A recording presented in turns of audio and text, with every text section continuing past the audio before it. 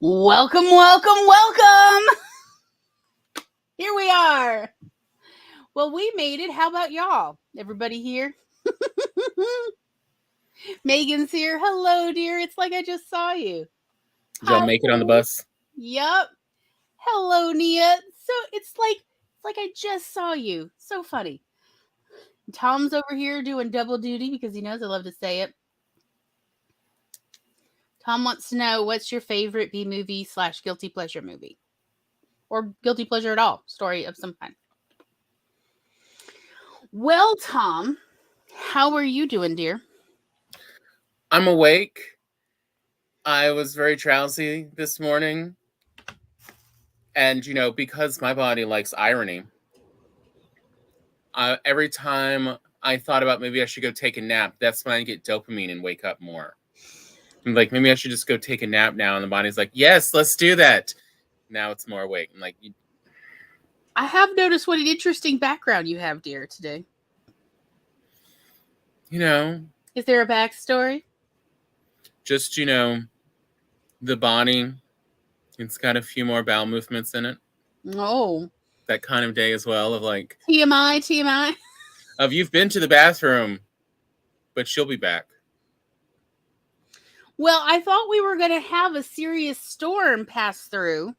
Yeah. But apparently, I'm looking at the map. Did we get passed over? Yes, we did. Here it is. Oh. This is the Mississippi Valley.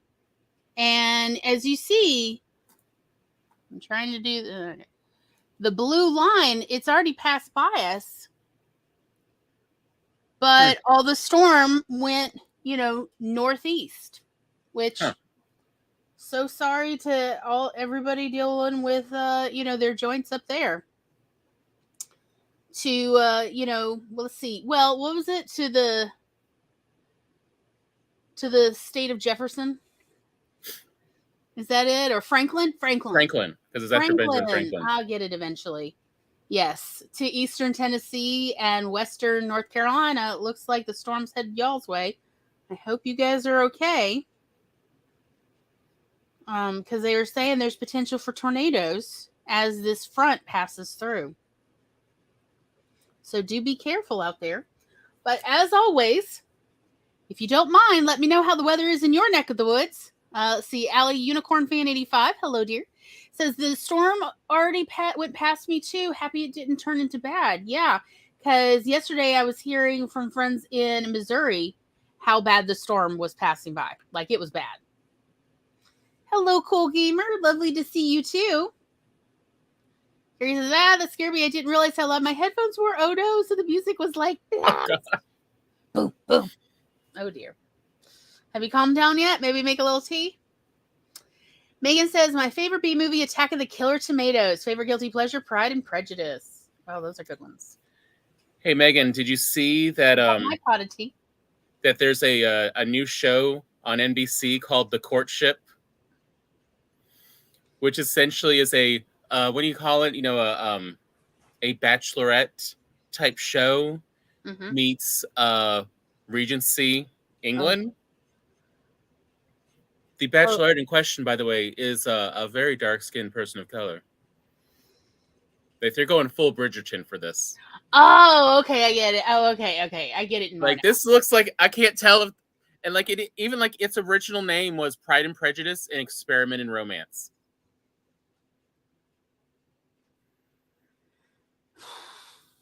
Know your market, Glory. Know your market. This is why we love watching at least once, if not multiple times a year. Who wrote it? Who wrote Pride and Prejudice? Jane Austen. Austenland.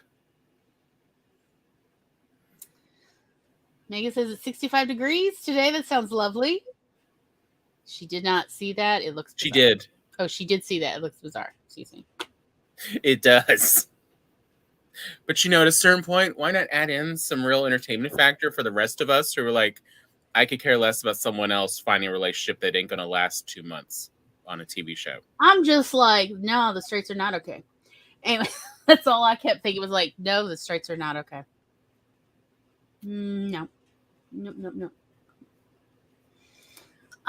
Okay. Karen says, guilty pleasure movie, I can't decide. I have 5 Mel Brooks movies that hop to my brain. My goodness. Tom, what about your guilty pleasure B movies? There are so many. Yes, I know. And whether they qualified as actual stars or still if they're B movies, like how does Big Trouble in Little China get classified?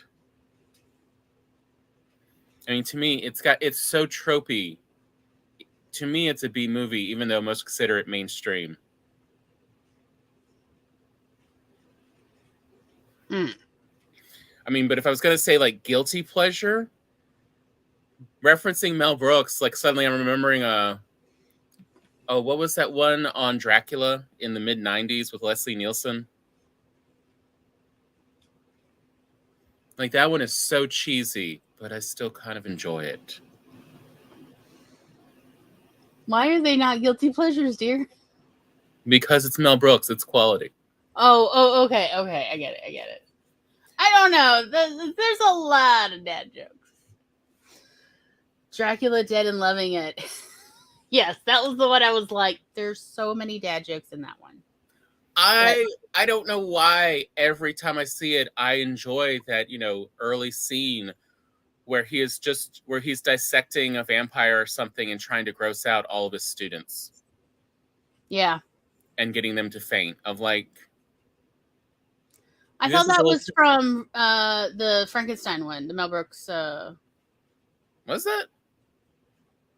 Someone help me with the title. I can't keep them straight. I can't remember the title, but the Mel Brooks Frankenstein one. Why can I not remember the okay. It's going to be that kind of Monday, y'all. It's an ADHD day. I did not quite get as much sleep as I would have liked, and it shows. Yeah, this morning I had to slowly come to the realization that I thought I had more than enough sleep. And then I was doing the actual numbers and going, oh, I didn't really get much sleep at all. Well, so much for that view.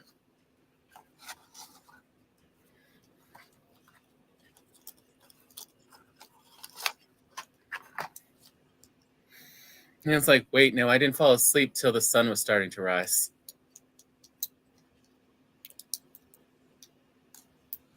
No, that was the scene in Dracula one, but you're thinking of I'm thinking of Young Frankenstein, which was made into a musical about 10 or so years ago, and it's amazing. I did not know that. I'll need to look up the musical soundtrack later. Okay, so here we are, Tam. Why do we keep showing up? Habits.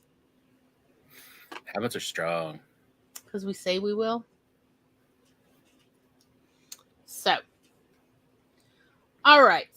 So here is my pitch about B movies.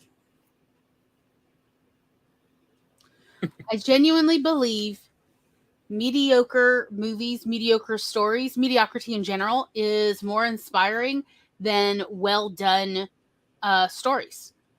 And the reason I believe they are more inspiring is because that there's still wiggle room to tell the story different or a little bit better, or at least better to you.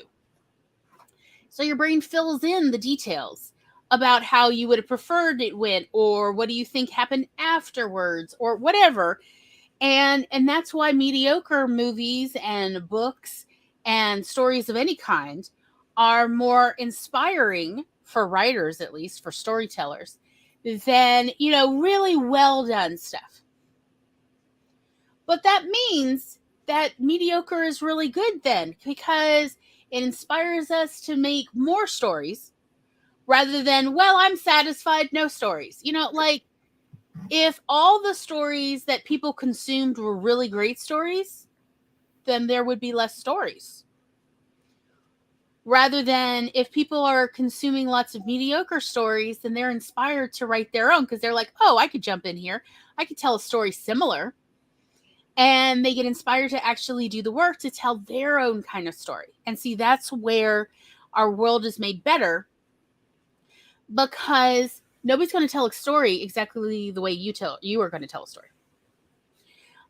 You're going to stress the things that are important to you. You're going to tell the story the way you want to tell it. You're going to give details that are meaningful to you. You are the only person that's going to tell that story exactly the way you'll tell the story. And people are hungry and thirsty for that. People want that. They want to be able to walk a mile in your shoes, see the world through your eyes.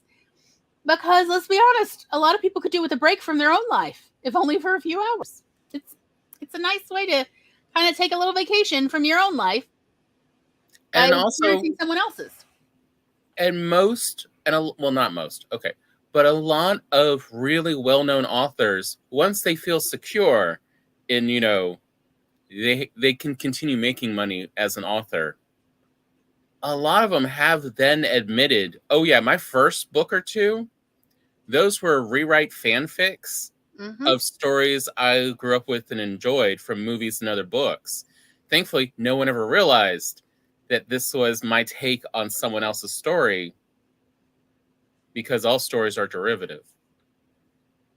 I mean, like, Neil Gaiman has literally said, like, yeah, my first story, totally just a fanfic that I changed the names. I know a bunch of his early stories, he said outright exactly what they were fanfics of. And he was like, I can't believe no one caught on, but no one did, or they didn't care. Well, I mean, but then again, that's sort of the point of B movies. Of they are inspiring. They're like, but I could take this story in a more entertaining direction. I could improve this. I see places for me to add in my own touch. And that's what we're really trying to get at is B movies are not bad movies. That is not what the B stands for. Mm-mm. But for creative types, B movies are a great source of inspiration. They inspire you to create stories because you see, aspects like, that's interesting. And then your brain goes, but what if this happened? I've definitely written a couple stories that are derivative works of another one because I enjoyed the movie or the book, okay, but it's like, but it wasn't that good. Here's what I wanted to see happen. And then I changed it, and I like that story much better. And most people will not recognize a derivative, fanfic if you change the names, because this is just the way the world works. There's, people don't want truly original stories they've never imagined. They want stuff that's similar to previous ones. Right. So that is why on Creative Recharge, I thought we would talk about B movies, because this entire season, though, is about, first and foremost, as a writer, recharging your creativity, refilling the creativity well. So, like, our whole show, every season, is about refilling your creativity well. What do you do when you need to refill the well, when you need more fuel in there, you need something in there, and you feel like it's run dry?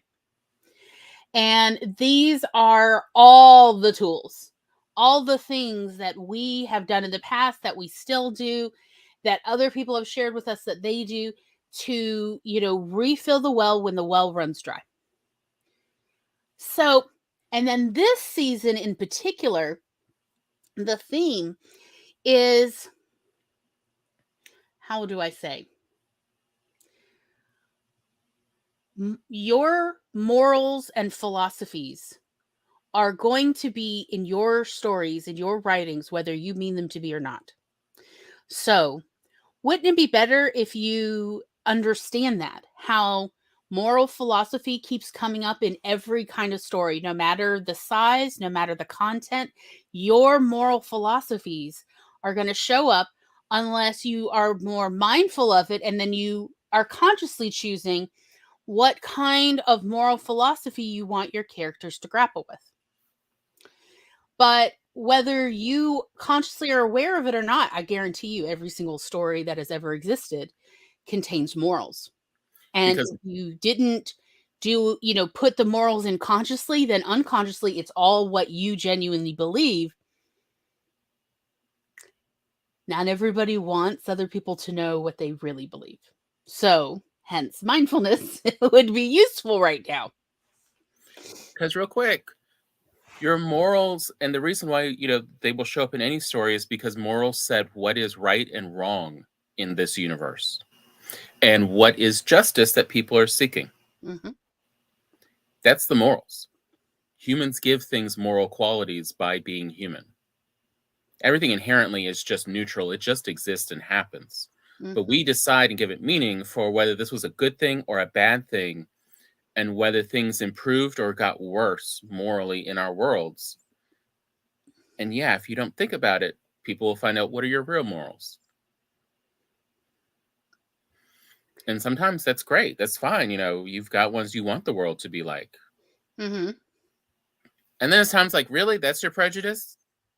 That's how you're feeling? Like all those writers that whenever someone is disabled, they magically get better. Like that's their view in the story. Like, oh, magic will fix it. Magic, that's what you would do. Like, no, that's not what actual disabled people would do. I mean, famously, you ask somebody who, for whatever reason has to use a wheelchair for mobility, they don't want to walk. They want a magical floating wheelchair that will go anywhere they want to go, preferably one that will also hover higher so they can reach books on the top shelf. Mm-hmm. That's their real interest. Their interest is not in walking. Yeah, because walking sucks, y'all. It's not actually that much fun, but floating would be awesome. So, hello, CB. So today's episode, the pitch is this. So I've explained like the show overall, refilling the creativity well, and then this season overall. Everybody's morals are in their stories, so let's really discuss it and see how people put this in, how they put their own morals or the morals that they are intending to put in or highlighting. And then specifically for today's episode, we are talking about B movies because it is a well you can keep revisiting. It is all mediocre. I feel like that movie, yes, CB, I feel like that movie is a case in point of what is a B movie. I would say definitely a B movie. I would say so. And again, this is where we see of like, yeah, Men in Tights and Spaceballs. And Spaceballs kind of led to Star Wars. Mm-hmm. Mm-hmm. So that brings us to today's selection. Because one of the things that I have heard for years, I have essentially been in the writing industry. If you count the first time I made money off of writing, which is also the first award I ever received for writing, I was in middle school. So we're talking about 30 years now that I have been in writing industry. I published my first book at 15 with my mother, a cookbook, and I have been paid for writing ever since. First I won an award and earned money when I was in middle school, and this has been going on for decades. So I have been friends with a lot of writers. I have been working in the industry for literally 3/4 of my life. And one of the things that I noticed again and again and again was writers talking about mediocre stories and B movies and so on as if these are bad. Like, oh, I want to write something better than mediocre. Like, do you though? Why? What does it matter? Like, I get it that we all, like some people feel this ambition to one day be remembered like Shakespeare's remembered or something. I understand this desire to write something that lives on past our own lives. I get that. But what does it matter if what you write is mediocre? Because when we say mediocre, we mean it inspires other people to write a variation on that story, or to write like that story, or to take those characters and think about what they would do afterwards. People do that with Shakespeare. People do that with Shakespeare's plays of what do you think happened after the end of Hamlet? Like Tom and I've literally talked about that before, because I spent so much of my life being obsessed with Hamlet. Of what do you think happened? Everybody was dead. I mean, somebody's got to still run this country. What happened? What happened in Denmark? And we've talked about what we thought then would have happened based on other monarchies in Europe during the same time period. We've talked about As You Like It, The Merchant of Venice, all these, what happened afterwards. How would I have written it different? Is there any way to fix Othello? We have talked about all these things a lot in our life, which therefore would lead one to believe that Shakespeare's plays are also mediocre, because there's more to say. We feel like there's still more to say. There's more to talk about. We think about these characters and what they would do in different situations. Shakespeare is B movies. Shakespeare's mediocre stories. And that's not bad. That's good. So, therefore, I thought it was always so strange to hear other writers, fellow writers, talk about and look down on B movies, mediocre books. Oh, it's just Pulp Fiction. It's just 5 and dime novels. It's just paperbacks. These aren't important. Yeah, he doesn't write like important stuff, blah, blah, blah, blah, blah. I am trying to write real journalism here. Okay. My dude, everybody's still reading your articles on the toilet. I did say that to that person. Just whenever I hear the line, I want to write literature. I'm trying to get a Pulitzer glory. They're still reading your stuff on the toilet, buddy. What do you care? You have no control over how or when people read your stuff. They're going to read it how they can fit it in. And frankly, you should be honored that they're willing to read it while they're on the john, because they can't leave. It's you or another advertisement they have to read. I think that was my thinking behind, well, maybe if we talk about a selection of B movies and what it is, what works, what doesn't work about it, what maybe we would do differently. Maybe people would see B movies are great. The Da Vinci Code, yeah, I 1000% agree. I feel though, before that, real quick, I think right here, the story about Rocky Horror you were telling me earlier this weekend might also help kind of make an example of really what is a B movie. Sort of like what we now call cult classics. Oh, okay. So I was thinking about B movies. So, okay, what is a B movie? Because the culture's been going on long enough, and, to be honest, our audience skews younger. Most of our audience is approximately my age or younger. So I could understand where not everyone would have context.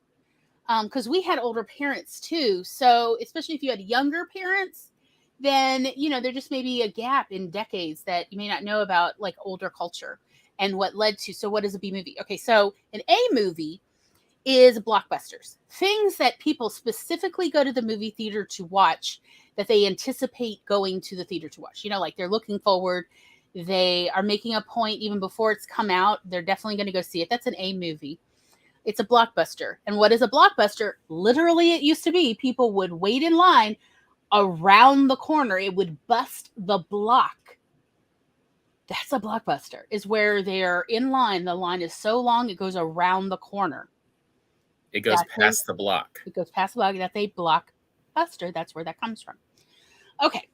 And that's why blockbusters are traditionally, they put out their A movies in the winter, right around Christmas, around the American holiday season.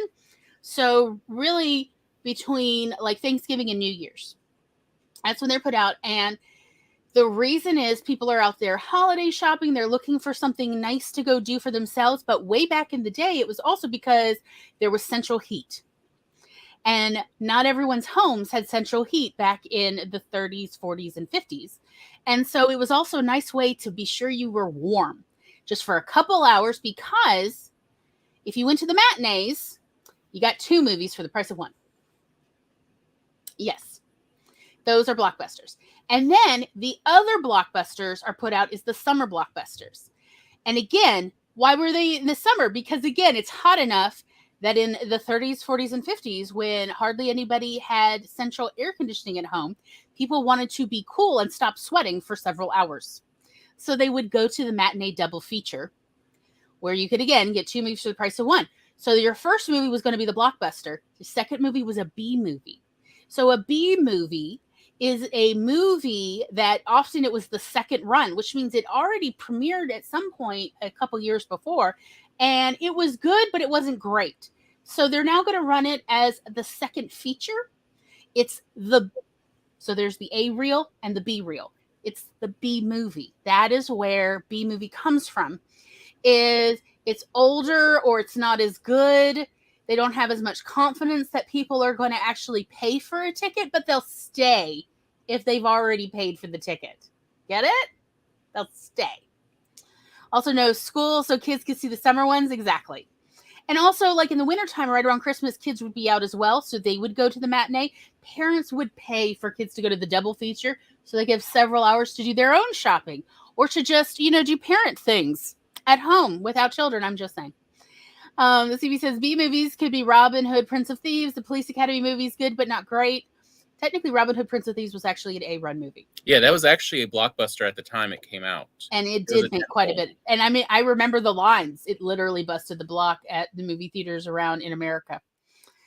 And in fact, a bunch of the Police Academy, not the first one, but I think the second or third one. The second and third were both like main ones. But here's the other part about the B movies. I just said, like, these were the second runs. So yes, Robin Hood, Prince of Thieves and Police Academy on their second runs, when they come back through a year or 2 later through the theaters, then it would be a B-roll. People, might still want to, like, I missed that one, or it was kind of fun the first time, let me stay and watch. Like, it's not offensive to watch, but it's not, a reason that they left the house. But since they've already left the house, you might as well stay and watch. Yeah. I mean, there wasn't much that was historically accurate about Robin Hood, Prince of Thieves. And I could see where Police Academy definitely did not ring culturally for people in the UK. Do not blame them at all. So anyway, that is where with the double feature and the B movie, and they were often at theaters labeled A movie and B movie, that is where this came from. So we don't really have B movies anymore as far as movies labeled the B movie in the posters at the movie theater. We don't have that anymore. So I was thinking about, well, what is a B movie? What makes it a B movie? And what is that now? What does that mean? And I realized, like, for a lot of people, it's the movies that we now call cult classic. So movies that they're good, but they're not great. And they really appeal to a subsection of general audiences. So not all the audience, but like there's a group of people, which are, I'm sure, in the millions, that this movie is enjoyable to watch for them. Like, it speaks to them on some level, even though it could be better. But for some reason, something in this movie is addressing something that they're not normally seeing reflected in other movies and stories. Oh, yeah. So that is what I would then suggest. Like, so we used to call them B movies, but now I would suggest think about them as like cult classics. So for instance, Rocky Horror Picture Show. This is a cult classic. It did not do well. when it originally came out, it was not marketed correctly. The people in charge of promoting this movie really didn't understand this movie, so they didn't know who they were trying to market towards, so they marketed to the wrong people. And it only became popular in its second life as a B feature that you could essentially, the movie theater could rent cheap. Because that's what B movies are. They're cheaper rentals for the reels. So, and why do people like Rocky Horror? It appeals to outsiders. I've known people who have watched Rocky Horror and they've said, I just don't get it. I mean, like, it's okay as a movie, but it doesn't, nothing about it spoke to me.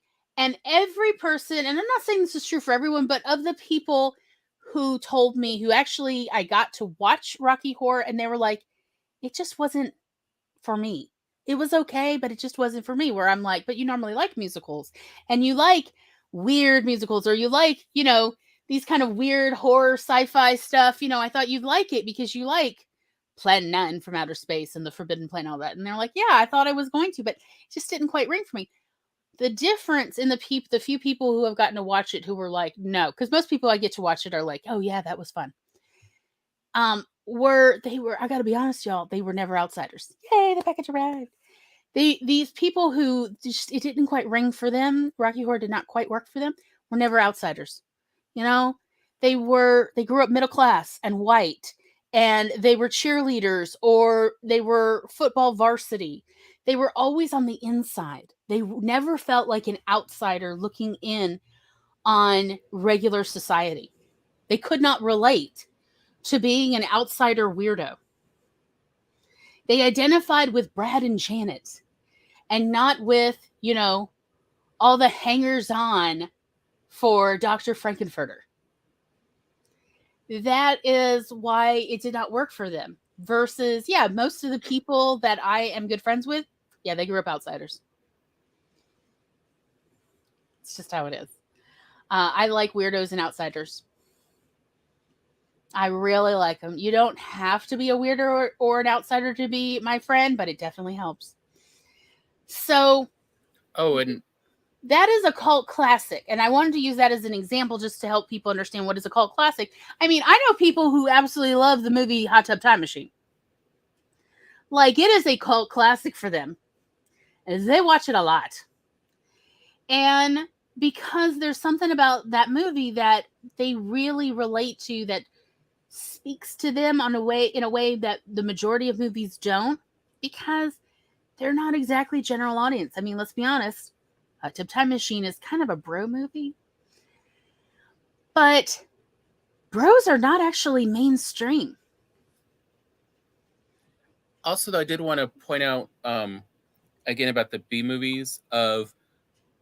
B movies still have full production versus, like, you know, up until recently, made-for-TV movies had a much lower production value because they simply didn't get the same budgets. Her Lost Innocence, the Meredith Baxter Burney story.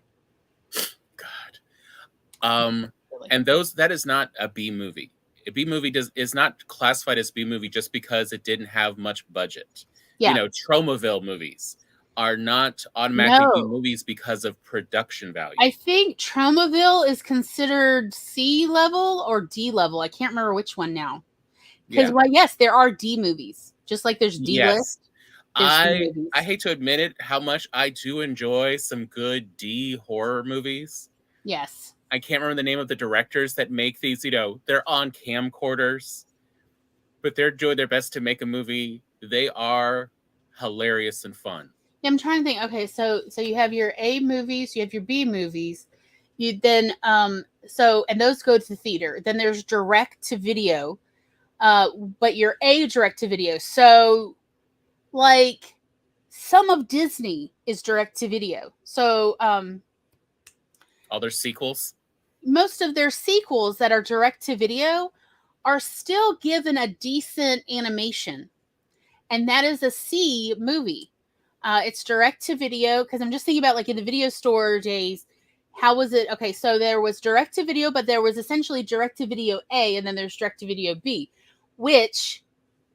so we got A movie, B movie, A video, which is really C, and then B video, which is really D, and that's your like Tromaville.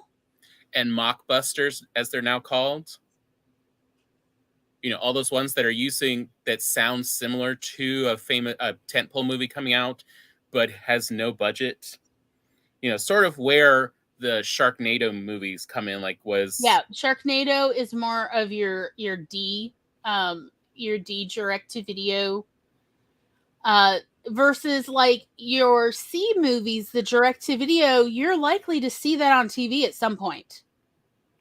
You're not as likely now. Things did change in the 2000s, really late 2000s, early 2010s, like where the Sci-Fi Channel is showing Sharknado, and going, "Hey, it's so bad, it's fun." Versus the Sci-Fi Channel has their own, like, this is our big budget. We've spent a lot on this, and we workshop these movies. So it's changed a lot now that a lot of movie production is not actually as expensive anymore. Right. Well, like the cost of film alone is no longer film; it's digital. And when it went digital, the cost went way down because film is incredibly expensive. Yeah, it used to be like to make a movie, film was literally half the cost. Was just the film. I think like Clerks, like the $30,000 was all film. Yeah. And that was in mid-90s prices. And they did it in black and white, just to give you an idea, because color is like, I think was 8 to 10 times more cost-wise than black and white film. Just to give you an idea of like, yeah, film used to be, it still is, very expensive to use, and that's why digital has taken a lot of the cost out of filmmaking out. So anyway, so that is like your basic idea of, and really what we have come to from watching these B movies. So remember, these are essentially, they're big budget movies that went to theater, but they didn't do so great. There's things that it didn't quite work out. And that's what we're going to talk about. Because I figured like what we've been kind of doing is I sort of give a basic description of the plot line. And Tom helps me not forget stuff. And then we go over what worked and what didn't work in each of these stories.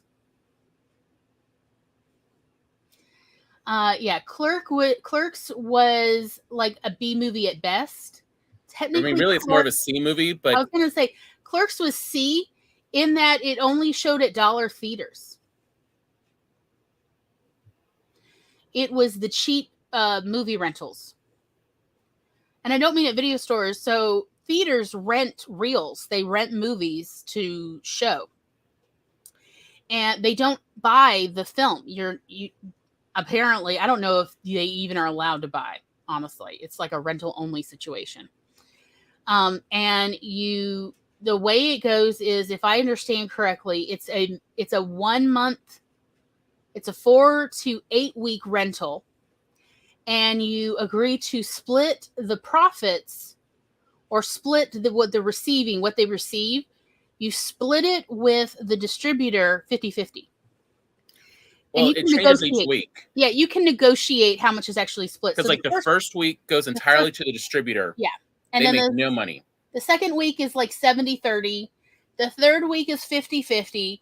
And then the fourth week, the theater keeps the money. And on. So like they love the ones that last for a while in theaters, because then they can actually make some money on showing it. Mm-hmm. So like Clerks was really a C movie in that it was only showing at dollar theaters, if that. And there were other issues with distribution. But that's what art theaters are for. That is, when they're listed as independent and art theaters, they're dollar theaters. They show art films because they're cheap or free.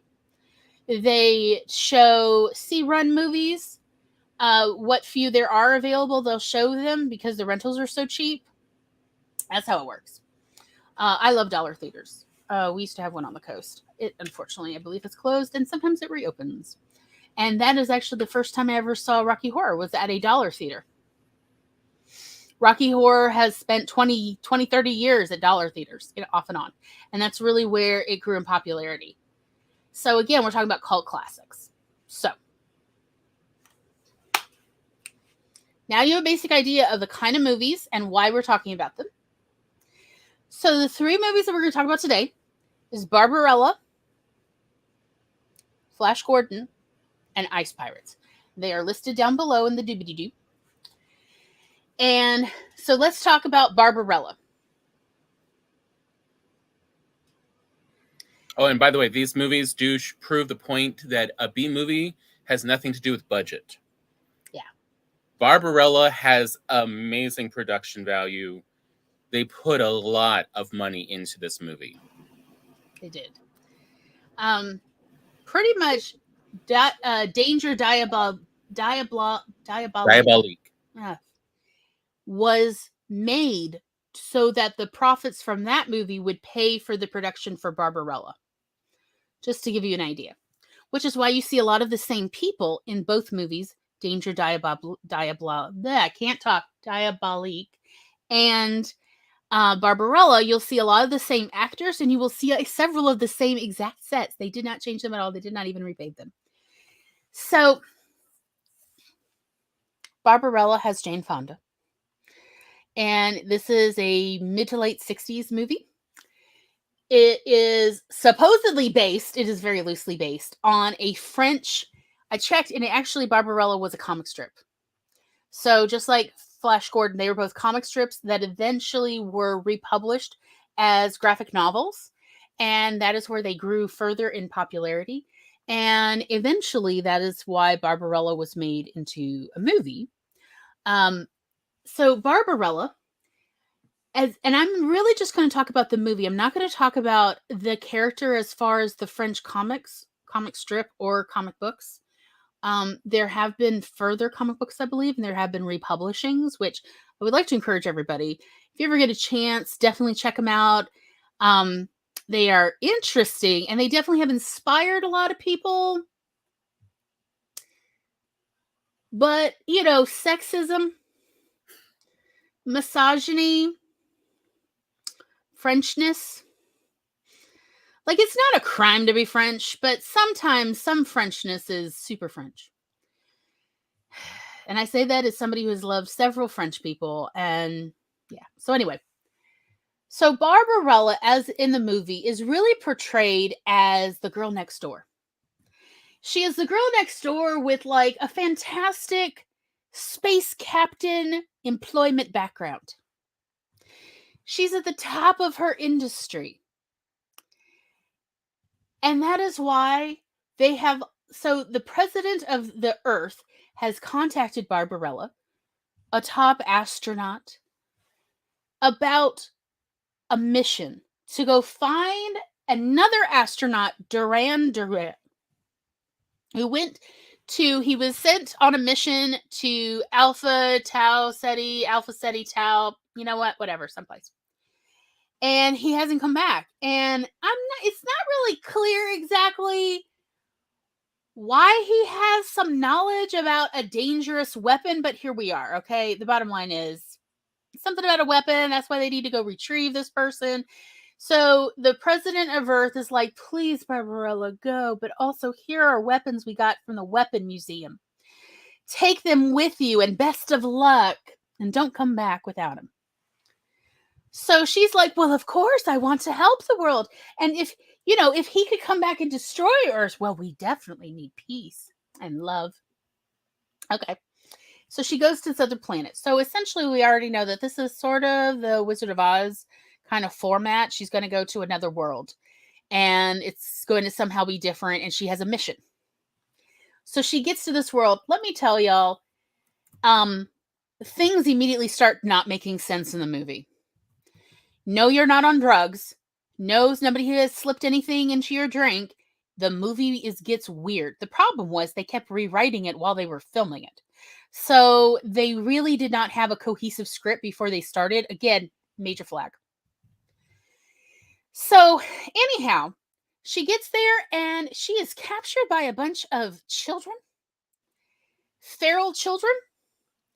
And then she is then saved/captured by a child catcher. 1968 was a really weird year where there were not one but 2 different movies with child catchers in it. What was the other movie? Does anybody remember? Chitty Chitty Bang Bang. Why are there child catchers in so many 1968 movies? Anyway, that's a whole nother philosophical discussion. But again, remember, we're talking about moral philosophy, about feral children. And by the late 60s, people felt like, why are y'all letting children run around all the time? Because the previous generation was very much children should be seen and not heard. Who remembers hearing that growing up? Anybody? I did. I'm old enough to remember hearing children should be seen and not heard. Ugh, hate that. It always used to make me so angry while I was quiet. So this is like a reactionary to the whole after children should be seen and not heard was like, no, children should be allowed to run free and just be themselves. Nature, nature, nature. And then, so hence we have now we have child catchers because you have to catch these feral children. And the feral children have set up dolls that have teeth and they attack Barbarella as she's like chained up. Y'all is wild. Anyway, so this child catcher saves her / imprisons her of his own. I don't know. It's very weird. And she's like, well, thank you so much for saving me. If I can help, let me know. And he's like, we could bang it out. He does not literally say that, but he says that. Okay, take my word. And she's like, oh, we don't do that on Earth. We take pills. It's great. And he's like, I don't do pills. No. But I'll be happy to show you how we do it here. Yes, I said it. And then, so he introduces her to sex. And she's like, this is amazing. And then they immediately part. So that's weird. Also, this guy is furrier than Robin Williams, even without his fur outfit on. Yeah, he's got this, I swear, an ape suit he's wearing. And then he starts to take the ape suit off. And it's like, oh my God, he's just as hairy under this thing. He's so furry. This man is never cold. He's never felt the wind on his butt. I said it. So they part ways. It's an ice planet thing. I don't remember how she gets to the next part. But anyway, somehow she ends up in the arms of a blinded angel. We'll just say that. Oh, I think like he gets, so the child catcher gets her ship working because it had crashed because of some gravitational pull.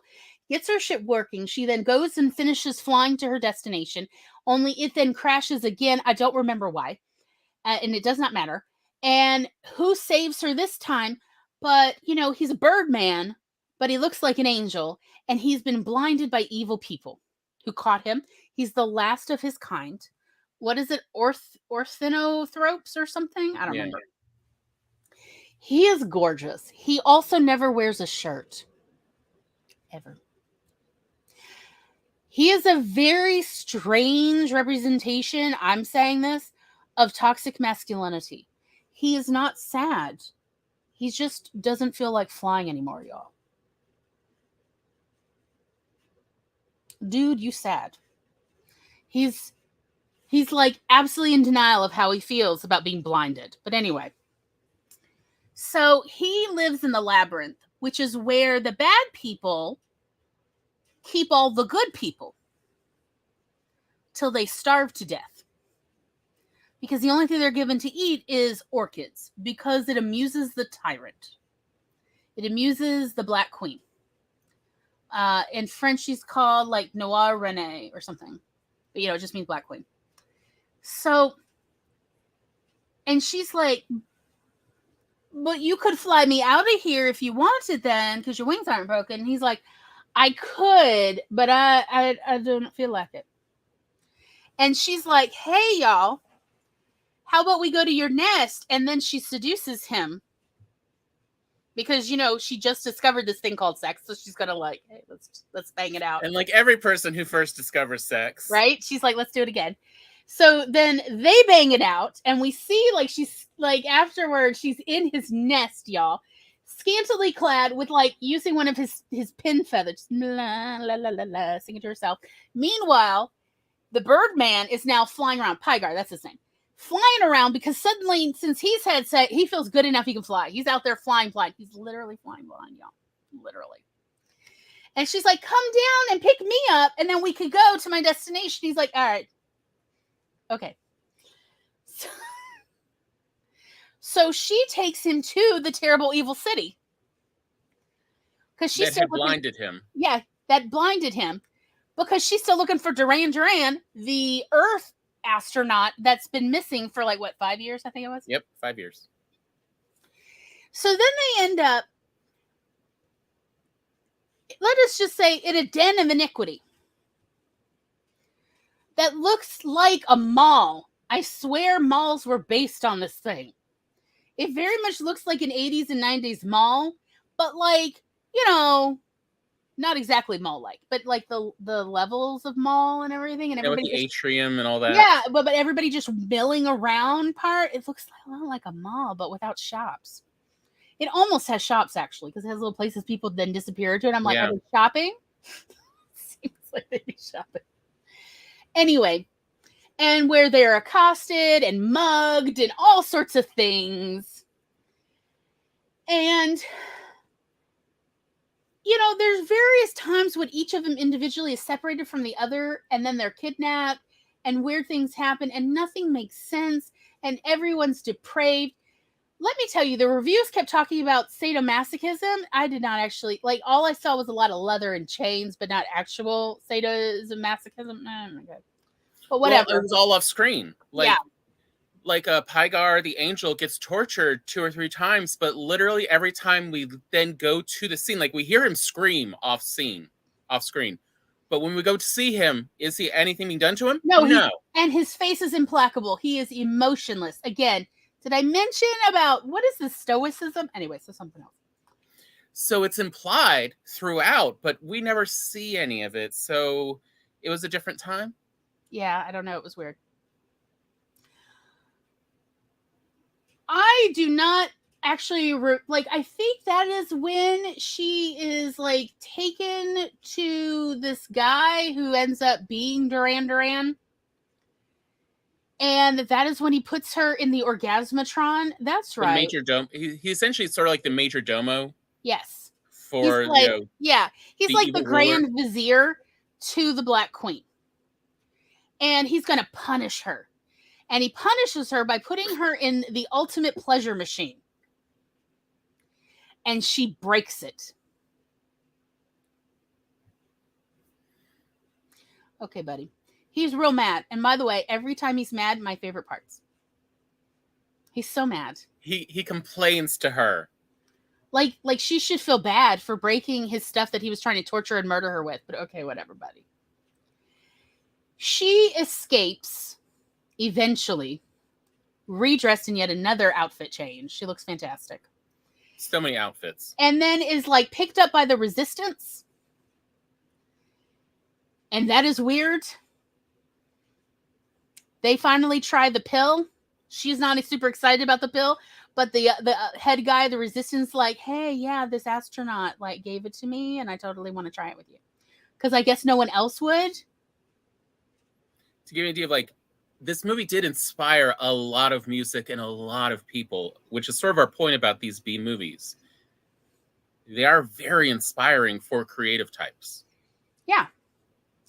So anyway, so they try it. His hair curls. That is hilarious hair, by the way. You really, if you see it for nothing else, you should definitely see it for the very strange hairdo that he then gets, that his second in command keeps staring at. I'm like, the static electricity is real. His little also, curls at the his end. hand starts smoking. Her hair curls too, but like it looks really cute. Like, these drugs are Why dangerous. did they curl your hair? Like, this seems not safe, but okay, whatever. You live your life, buddy. Then I think she's recaptured and taken in front of the Black Queen, who turned out to be one of the people who tried to mug her. Keeps calling her pretty. So I guess the Black Queen's really hot for her. Okay. Like those two, I kept waiting for them to kiss, and it never happened. Disappointed. So I guess that was just too much. And the Hays Code was over by then, but anyway, whatever. So it turns out there is this thing, this sentient thing that lives below the surface of the city called Matmos. And it lives on evil vibes. And that is why originally they expelled all the good people, because the Matmos was repelled by it, or repulsed, or whatever. That was why all the good people were sent to go live and die in the labyrinth. And it lives off all the evilness and the evil thoughts and vibes, whatever, Okay. And in return, it provides all the energy and heat they need. Yes. So, things get real complicated, and I don't care because it's not well edited. But the bottom line is, through a variety of machinations, Duran, forces Barbarella to go. The queen has a dream chamber that she sleeps in, and that Barbarella has a way to get in with the invisible key. And Duran forces her in there and then leaves her, because if there's two people in the dream chamber, the Matmos will kill everyone in it. But if there's one, it's okay, whatever. And however, it turns out the Matmos is so repelled by Barbarella's innocence and naivete that it forms a protective bubble around Barbarella and the Black Queen in order to, not be infected with Barbarella's good innocence or some crap. And so they survive. And then, I don't know, there may be another shootout with Duran. It got kind of boring. But at a certain point, Pygar shows back up. He's blind, but somehow he has figured out how to get out of the town. Sure, okay, baby. And he then, as the Matmos implodes, he then grabs both Barbarella and the Black Queen and flies them away to safety. And Barbarella's parting words are, Pygar, why did you save the Black Queen? She's the one who blinded you. And he says something to the effect of, angels don't remember the past. And they pretty much end it there. That is where they end it, which is a weird ending and doesn't exactly, it's not really a tie-up. Okay. But I've told you all that so we can then go on a bio break. We're going to have a 10-minute puppy break. And then when we come back, we're going to talk about the good and the bad and the inspiring about this. And then we'll go into the next one, Flash Gordon. Everybody sing Queen with me. Okay, anyway, so we'll see you back here in approximately 10 minutes. Now is a wonderful time. How's your tea? Do you have tea? Do you have something to drink? May I recommend you make sure you have something to drink? Hydration. Do you have a snack? Now is a lovely time for toast or a little rice and kimchi break or whatever you call snacks, Doritos. And we will see you back here in approximately 10 minutes.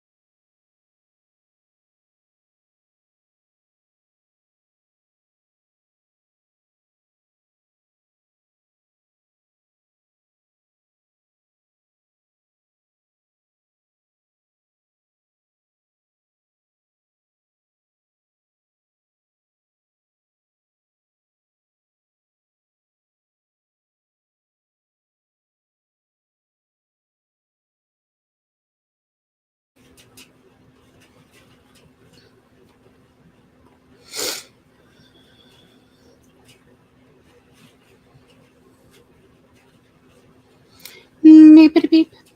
Beep beep beep. Beep beep beep beep. Come out wherever you are. Well, hello, and how did everybody do?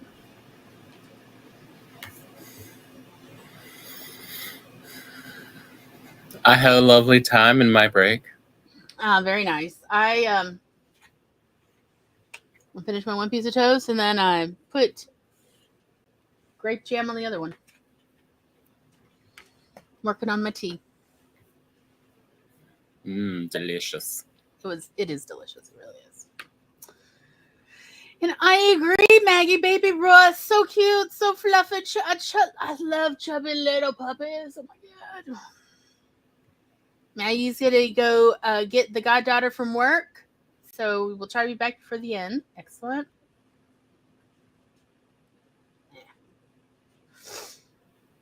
See, we got 524 words. Very nice. Very nice. All right. So, Barbarella analysis. Straight up, all the costumes are so interesting. I mean, they were designed by Italian fashion designers. Heck yeah. I do love how they really rethink how to use various materials. Also, to be perfectly honest, I definitely am a sucker for a soft shag rug. And Barbarella is on them often. I just clicked on that. What are you doing? Oh, you did? Sorry. Tom, join us, won't you? I'm trying. So, what I really found interesting was how they visualize. So, think about this. It's 1967. And they want to make things look otherworldly, but all of it was filmed on sound stages in Rome. All of it. There's no outdoor shots. They did not go on location for Jack. And so, like, how do you make sound stages look otherworldly? I really think they did a great job. Also, gratuitous use of, fake smoke, but okay. It's fine. And so much, what do you call it? Not fake snow, but the fog, what do you call it? Fog machines. Did I say fake smoke? I said fake Oh, smoke. I thought you said snow. I was thinking of like that other one. But yeah, God, the smoke. So much use. The cinematographer definitely composed most of the shots, and it shows. It's excellent. One of my favorite shots, actually, they used a very odd thing to make the dream chamber and the right outside the dream chamber look sort of different and otherworldly. Like, no, this is not a bedroom. It's a bedroom. They use these enormous hand-blown glass lenses. They're like 6-7 feet in, what is it, radius? No, circumference. Something. They're enormous. And they're just hanging there, and you have to walk around them. And it really does give, so the reviewers kept using psychedelic imagery, which I'm like, what is this? Because like what I'm thinking of psychedelic is really what we saw more in the 70s. So I get where I don't, they're just meaning we're playing with visuals. It does look very cool. It does look different. It looks otherworldly. That works. One of the things that I would suggest as an exercise for you, if you do decide to watch Barbarella, take any scene. But for instance, what I would recommend, take the dream chamber scene. Describe the dream chamber. Write out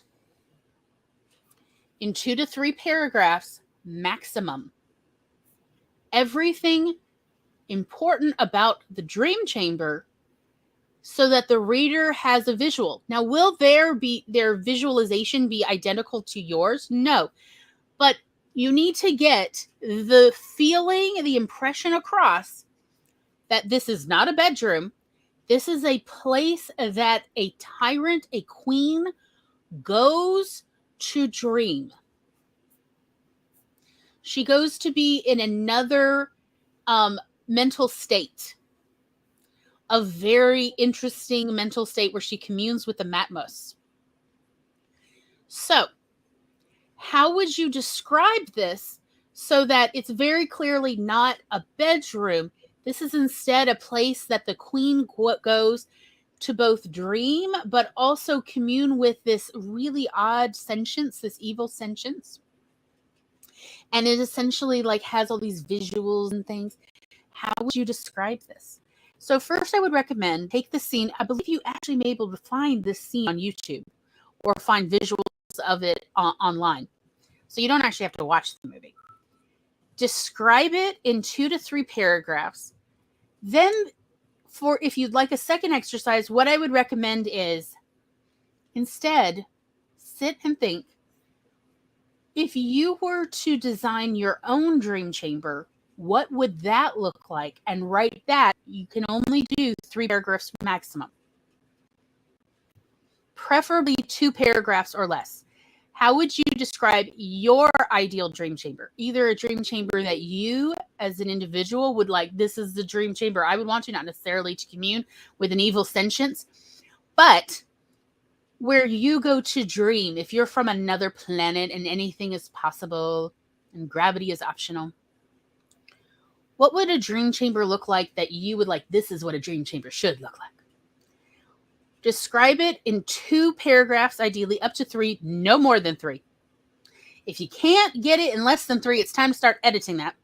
But first, write it out and have someone else read it and see if they go, yes, that seems like a dream chamber. Or if they're like, no, that sounded like a bedroom. That seemed like a place you just go to sleep. That's not a place where you go to have like an altered psychological state. Do your best. There's no right or wrong on this, but try this as an exercise and see how it goes. So, okay. What did you want to talk about? Anything you really liked about Barbarella, Tom? Yes, probably was diameter. I always got those confused, so I think you're right. It was diameter. That does give you a sense of the scale of this room. Part of it is like, yeah, the visuals, like these sets are definitely, you can tell that both Barbarella and Flash are Dino De Laurentiis. They're both Italian movies. And they're all on sets. But you can definitely tell that the people hired to work on these are theatrical set designers, because they are not meant to be seen up close. They are, for the stage is really what these are. Like, these always feel like stages. No one knows theater like Italians, for sure. And so they definitely give you a sense of location, but they're not going to put any extra into details that are not going to add to the story. Like you see in the ice planet, where she first crashes, that we get no extra detail. We just are getting just enough detail to give us a sense that it's cold, it's fairly stark, there's little bits there. But if you try to describe those locations, it will really help you give a sense of like, what is it my readers need to know about to understand the locations my characters go to, because there's not too much extra. There's not extraneous detail. This is in many ways like our writing of, they'll assume everything is what their experience says unless you said it's different. And so they only show what's different. Like you were talking about that atrium in the mall. They are only showing what is different than a place on planet Earth. I said, it looks like there's probably some stores there, but we never see the stores because you're just left to imagine, oh, yes, of course. Well, I mean, it's humans. They need stores to purchase stuff, but we never actually see that. It's just sort of implied.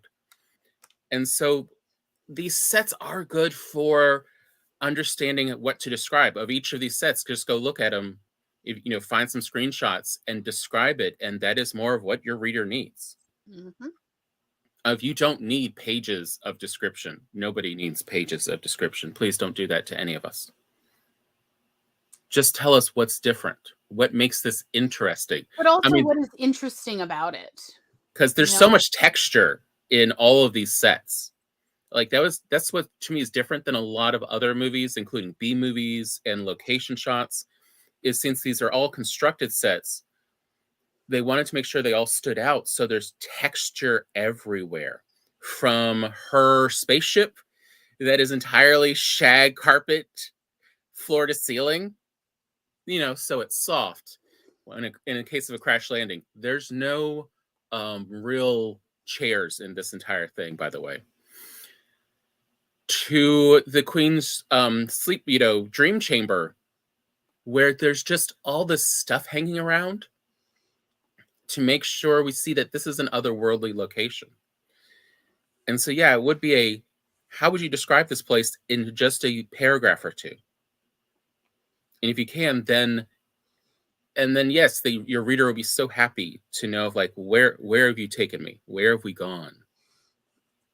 I love purple prose. However, I don't want to read 3 pages of it. I want it. I don't mind 1, 2.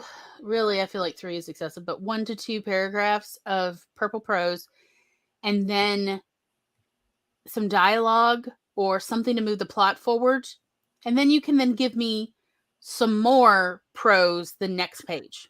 That's okay. But, break it up in between. And that's why I'm saying, like, ideally just 1 to 2 paragraphs to describe something. But what you want to do in these descriptions is give a feeling without actually saying this is what they are feeling. So you want to describe what it looks like and the ambiance and the vibe and the lighting. You can definitely describe lighting. But you want to give a vibe.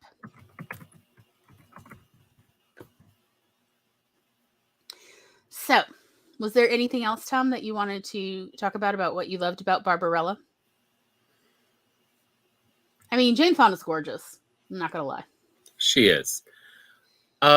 She's easy on the eyes. I'll say it there. Her hair looks so is Pygar. Oh my God. And yeah, Pygar, if you're going to have someone barely clothed throughout an entire movie, because he's in most of the scenes. Without a shirt. And just a good choice. Draped with this sort of like the little Mason apron. He's just draped in a little man apron. Oh my God. And it's just legs. It's just bare legs for days, y'all. And he is fit. He's live. He reminds me of the old what was it? Tarzan. Yeah. Idea. He very much had a Johnny Atlas kind of vibe. Mm-hmm. He's gorgeous. He's very, very nice to look at. And you get to look at him all the dang time. By the way, he is also in Danger Diabolique. Why can I not talk today? Anyway, it doesn't matter. So he's lovely. And everybody's lovely. I love Milo O'Shea. Oh my God, him as an angry white man. Yes, keep complaining, sir. I love his umbrage.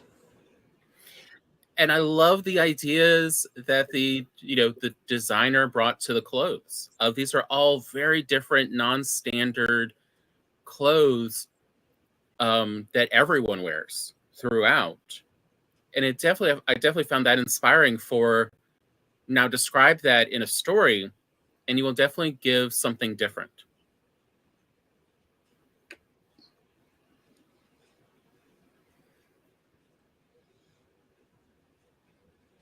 What I think is interesting about Barbarella, several of the issues, the big themes in Oh. this movie. By the way, CB has described the dream room with song lyrics. Okay.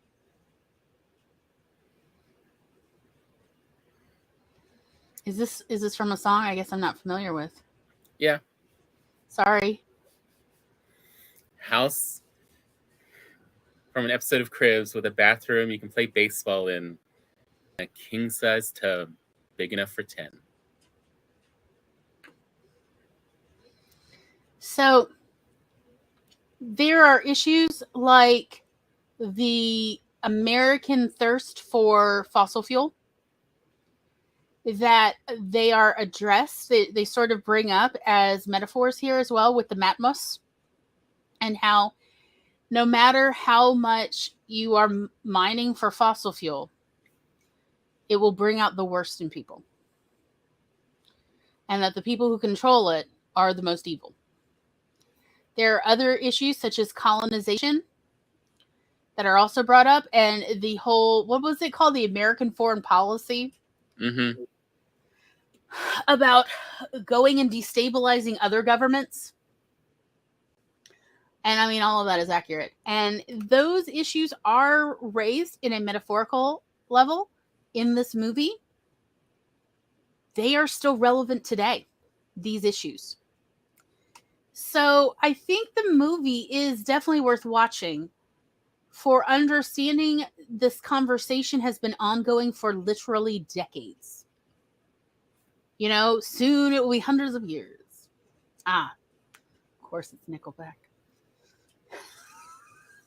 Not Nickelback. Oh, Rockstar. That's the song, Rockstar. You know, we all want to be big rock stars. Yes. Okay. Nickelback is following me. I'll explain that later. So there are some very salient arguments and issues being raised of here, these are concerns. We should really address them. We as human beings should address them. And then proceeds to not address them, which that's fascinating. Also, the whole idea that Barbarella is not a liberated woman because she was never an imprisoned woman, when in fact she is a liberated woman. So yes, feminism was wild. And this interpretation of feminism, so much to see in this conversation. I really think 21st century writers would have some interesting salient points to say about a Barbarella type story. But what happens when you have a character who is sent to another place, another country, another planet, to go retrieve someone who was sent before, who may now have malevolent intent?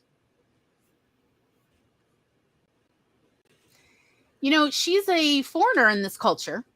She's really not familiar with the culture. However, Barbarella quickly adopts the culture, adapts to it, because she has a mission and she is determined to succeed in her mission. She doesn't give up despite all the distractions. And she does encounter many distractions. She doesn't give up on her mission. And so she carries this plot line through, which is useful. What I did not care for is, like, things were very unclear at the beginning. Also, it's just very distracting watching Jane Fonda strip down from an astronaut suit into nothing. So honestly, I just was distracted, and they're giving out very important plot information, and I was distracted. So then afterwards, what happened? I don't know. I don't remember. They told me what it was, and I don't remember any of it because I was too busy going, oh, look, she naked. And when the president of Earth comes on the video TV to have a conversation where she's like, oh, I'll put on clothes. And he's like, no, don't worry. We don't have the time. So she's still naked. And I'm like, naked. So it works in print. It doesn't work so much in a more moving situation, you know, like a movie. But it would have been helpful if they had repeated, like if she had repeated her mission a couple more times, as well as explaining who she is, like her qualifications, because they never go over it again. And no one questions, why were you sent above other people? Surely there are more qualified people than you. And she goes, actually, there's not, because I'm the top of my field. And explains it. She never explains it again, and no one ever asks her. Duran doesn't even reference that I know who you are and you're really qualified, but I'm still not living this planet, lady. I'm going to seize control one day. And then I'm going to go back to Earth and destroy it. You know, that's what he says. I'm paraphrasing. The ending is what I really have an issue with. It's not really an ending. It ends too soon.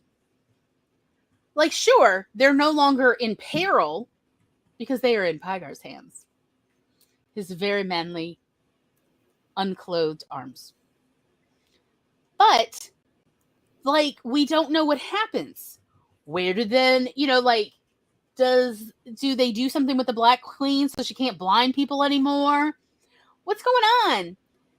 I mean, is the planet just in disarray now with no government? That seems worse. Like, oh my God, Earthlings, stay away from this planet. They got enough problems.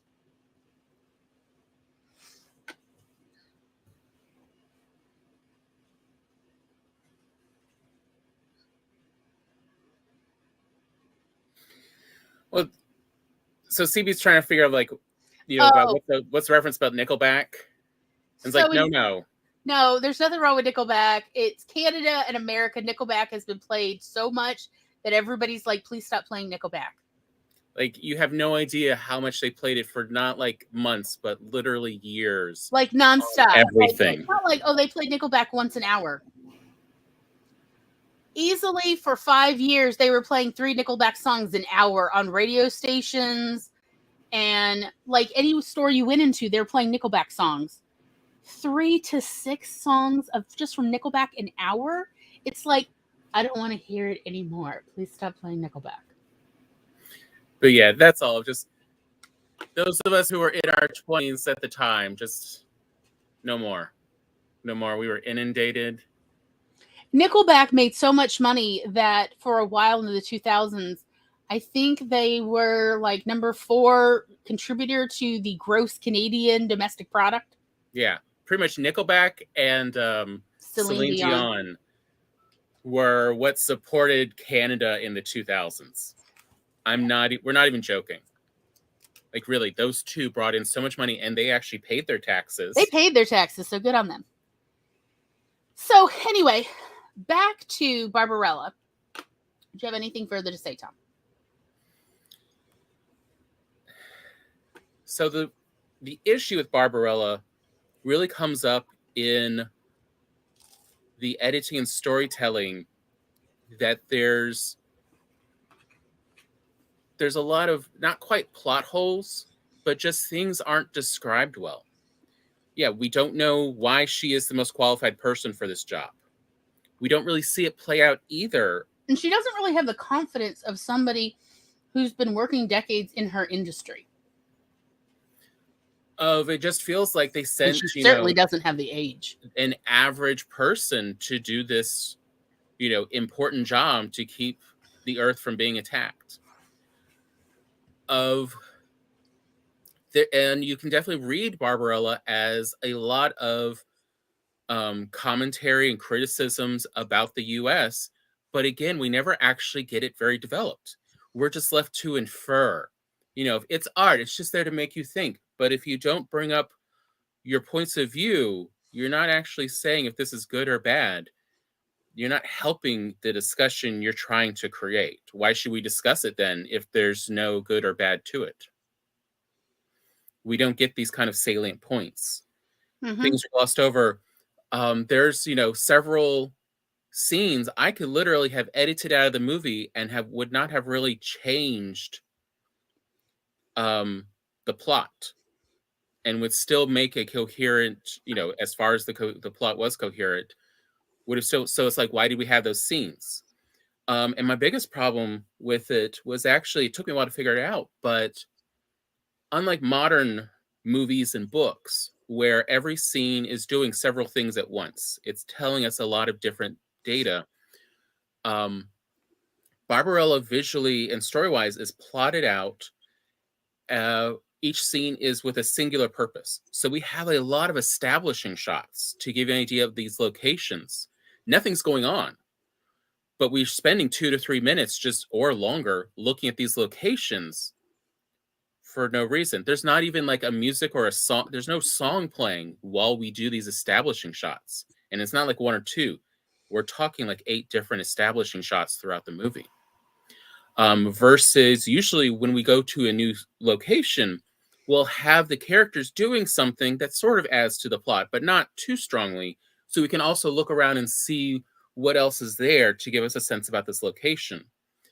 Versus this one, versus the scenes where the characters are talking, it's close in on them. There's not much else to see. It could have just been a voiceover. And that's why this movie, oh my God, it is over 2 hours long. Why is this movie so long? And it's because especially when there's such a thin plot. There's really not much to the plot. It just takes forever to get there. It takes half the movie to get to the place where Duran Duran is, her initial goal. Why does it take an hour? Why does it take an hour to get to him when this is the main plot line? And, and then he's like, I'm not going to go. And she's like, oh, well, okay. Don't kill me. And he's like, oh, I'm definitely killing you. And then she's like, I could get you into the queen. And he's like, yeah, do it. Now I'll kill you both. You're like, why are you helping him? And so there's also this confusion. But it's so slowly paced that, again, it becomes confusion, as Gloria was saying, of she doesn't restate any of this information. You have to retain it throughout the whole movie. The one time they mention it, and it's done so slowly that you're going to forget a lot of it. This story requires multiple watches because you don't remember half the important information the first time through, or probably even the second or third. They kept working on the script while they were filming, and several times, because she was married to the director, several times she took sick days so they could rewrite the script again, and the filming insurance would pay for not being able to film that day. Yeah, a bit. Yeah. You're not wrong, CB. So, there's that. It has this script was not gelled entirely before they started filming, and then they kept editing the script while filming, so things start getting confusing. But then the editor did not fix these confusing things, probably because there wasn't enough other alternate scenes or alternate takes filmed to just insert that in the edit. Because they had a lot of problems just filming and planning, doing these scenes initially. Like they didn't have time to fully storyboard it and figure out who do they need to hire to get things done. Like famously, there's a scene where she is going to be tortured by having hummingbirds thrown at her in this chamber. It's messed up, y'all. But yeah, so that's the original script was for all these hummingbirds to attack her to death. Okay, so there are several problems with this. Number one, it is illegal to export hummingbirds, let alone import them into Italy. So then they got to go find alternate birds. Okay, they've got alternate birds, no problem. Then, even though they put lots of bird seed in her costume, the birds were not interested in getting up close to a human. I can't imagine why. And so then they get this bright idea, since obviously they're not really using skillful bird handlers, that they're going to take a really big, powerful fan, and they're going to throw birds in front of the fan, and the birds are going to be shoved onto the actress. This took 2 weeks. Here's what actually happened. She got covered in bird poop, because apparently when you startle birds, big shock, they poop. And she got pooped on so much, eventually she developed a fever and had to be hospitalized for a while because she got sick from bird poop. Again, delays in filming. This was just getting more and more expensive. Because Why 2 weeks? 2 weeks? It's like, we're going to find another way to torture her. Guess what? We're not sticking to this bird idea. But of like, this is what happens again when you're sort of working on it as you're filming it. You haven't had a chance to really plan out a bunch of these, so you don't have the people with the know-how to get this stuff done. So here is what I say why this is important for us to talk about for writers. I mean, sure, you could just put that in a story, but I would highly recommend, it would be better if you, let's say you were using some interesting technique to torture some character or attack them or whatever. If you had somebody who knows more about that to then ask, hey, could you read this section and tell me if this sounds plausible? Or consult with them about, how do I make this sound like a believable scene? Versus hummingbirds would never attack a person. That is literally not in the nature of hummingbirds. Now, crows, yeah, I can believe that. Ravens, sure, absolutely. Eagles, oh yeah, they're predators. You know, but you need raptors to do that. Just want to give you a sense of like, the sets are actually good. The actors look great. I mean, these costumes were amazing. And there you see Pygar on his knees. Tied up. Oh yeah.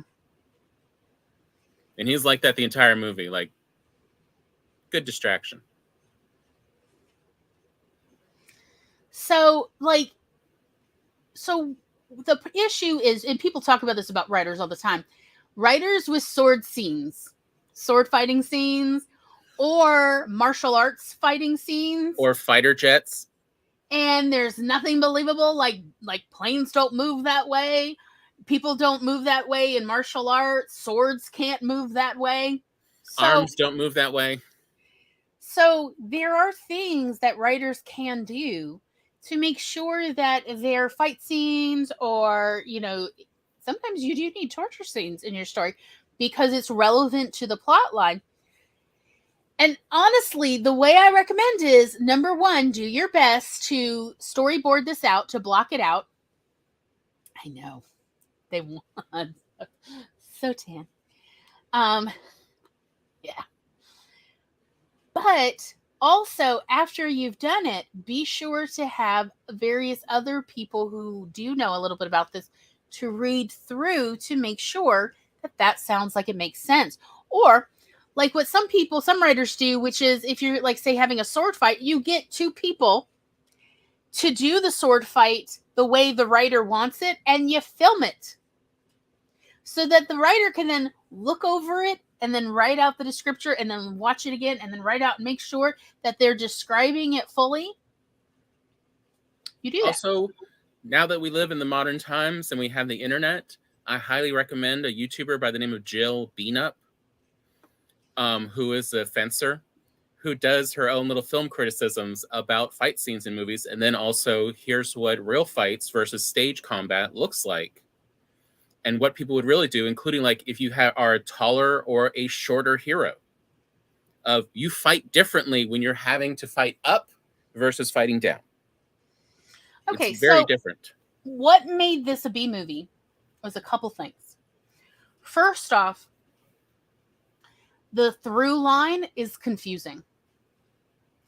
People were getting confused about what is the actual plot of Barbarella. Growing up, I heard so many different descriptors of what the plot is, and none of them were entirely correct. Nobody quite retained it, even after they had just watched it. Because one of the things I used to do, because I thought it was funny, was anytime Barbarella showed on TBS or TNT, I think it was TNT, because, you know, Ted Turner had married Jane Fonda, and one of the things he did, apparently after marrying her, was he purchased or leased the rights for most of her films to show on TNT, the Turner Network or something, or Turner, I don't remember. I think Turner National Television. That was it. So Barbarella would show once in a while, and afterwards I like to ask people, oh, hey, did you see Barbarella on television last week? And if they said, oh yeah, I caught it, I'd ask, I'd say, I didn't get to finish it. This is what I used to do as a teenager. I used to say, I didn't get to finish it. Do you remember the plot line because I was terribly curious what everyone's impression of the plot line was, because I never got the same answer twice from people. It was just something I used to do when I was young. And I just thought it was very amusing. And my parents are like, why do you keep asking people? Like, because why don't you listen to them? When they describe what happened in Barbarella, it makes no sense. And what they're saying was the purpose of Barbarella's mission and how it ended and how she completed her mission. It never matches up with the movie. It's so interesting what everyone remembers, and none of it is like really, Turner Classic Film. Yeah, that is where Turner Classic Films comes from. Yes, it is. So it was something I noticed about Barbarella. That is what makes Barbarella a B movie, is it does not have a strong ending, it doesn't have a strong beginning, and it has a confusing middle. The other thing that made it not popular and that people went, oh, Barbarella, was the sadism. Late 1960s audiences found what little sadism there is in this very off-putting. They didn't like the leather. They didn't like the screams. They didn't like the torture. I mean, I will admit, the torture on the dolls, with these really scary teeth, eating at Barbarella, but like, I mean, these are like, they're just giving her little cuts. It's still pretty like, oh my, I almost fast forwarded, but it ended right before I was about to fast forward. It's like, I'm not going to keep watching this. And that's when it ended. So people found it very off-putting. They found it very graphic. I can understand it. There was with the dolls, that's like what, 20, 30 minutes into the movie. And it gets really graphic, and it lasts a while. It's not like a little bit. It goes on for a bit. There's a lot of teeth shots. A whole lot of dolls with teeth shots. You see more of the dolls with teeth than you even see of Barbarella's face. Or the little creepy girls' faces as they gleefully watch, because these are dolls they've programmed to like advance on her and eat her. And I could see why a lot of people walked out, because I mean, just that, and you're like, no more, and you're thinking this whole movie's gonna be like that, but that's pretty much it. That's like, there's not really a lot of actual violence in the film other than that scene. As I said, there's a lot of implied violence, but there's not actual violence in it. And then also the fake blood is so fake, it's not good blood. It's really bad. Also, this confusion of the literal opening scene, the first 3 to 5 minutes, is Jane Fonda stripping down to literally nothing. Like, she doesn't even have underwear on. She it does not move the plot. They're not even plotting over it. And before they do that, I think is where they've got the screen crawl. Yeah. Which again, if you need your audiences to read, you've already done a bad job. But I mean, but not just that, but also, but throughout the rest of the movie, there's no major real nudity. Like, the characters, like, there are background characters who are not really dressed. But I mean, they have the equivalent of swimsuits on. But well, I mean, there are, there's breasts, but it's not like in any kind of lascivious or really scandalous ways. Yeah, it's just more of the here's a different culture idea. There were no close-up titty shots or jiggles. We have sex several times throughout. We never actually have a sex scene in this entire movie. We don't even see a silhouette of them engaging. And so, again, you are confusing your audience's expectations by this opener, which means like, oh, if we're already getting nudity in the first, 5 minutes, what else are we going to see? And then the same with these dolls of early on. Oh, we're going to see some real violence. What else are we going to see? But none of that pays off. So there's a lot of confusion about what kind of movie am I watching? And the audience that might have been interested in the second half of the movie have already left. They're not interested because they've been told this is a different movie. Yeah. This is true of writing as well. Whatever you're putting in the beginning, make sure that it is the same tonally throughout, because you want to keep delivering. You don't deliver once, you deliver again and again and again. Barbarella does not do that. That is why, again, it is a B movie. Really, it's a C movie because it's more of an art house. It's a dollar film. Yeah. The only thing that saved it from being a dollar film is Ted Turner bought it. But before that, in order to show it in America, Paramount recut the film to cut out all the nudity in like after the success of Star Wars. Paramount needed other B movies, to put as the double feature. So it re-edited Barbarella to cut out all the nudity, which cut out, but apparently when they cut out the nudity, they cut out a bunch of the story as well. Like Yeah, there were no alternate cuts. Right? There were no alternate cuts. And so it got even more confusing. But I mean, like, one of her costumes for 10, 15 minutes, it mostly covers her head to toe, but there's this, see-through boob cup on this outfit as well that, like, they then cut out a lot of those scenes. And it's like, you've now cut out most of the story because there's no alternate takes for this. Mm-hmm. This is kind of before Hollywood movies were going to TV later on. So they didn't really plan for that. Mm-hmm. And nor were they going to put in the money to re-edit this, like using Zoom cuts and other things to work. And so it just... Yep. It got even more confusing with the thin plot line it had. So that is Barbarella. There you go. Yep. All right. Yeah, it was also promised as this lascivious, nothing you can watch with kids type movie. But again, that didn't pay off either. Like, it's really not that salacious. Mm-hmm. So, Flash Gordon. Does anyone remember the movie besides the Queen song? No one. I remember Byron Blessed. His little outfit. It looked fantastic. Again, Italian fashion designers that designed all the costumes, and it's fantastic. And the cuts are amazing. Okay, first off, I'm going to put some warnings up about Flash Gordon. Oh, there is sexism and misogyny. There is plenty of racism, particularly Asian racism. There's also a lot of cultural appropriation. And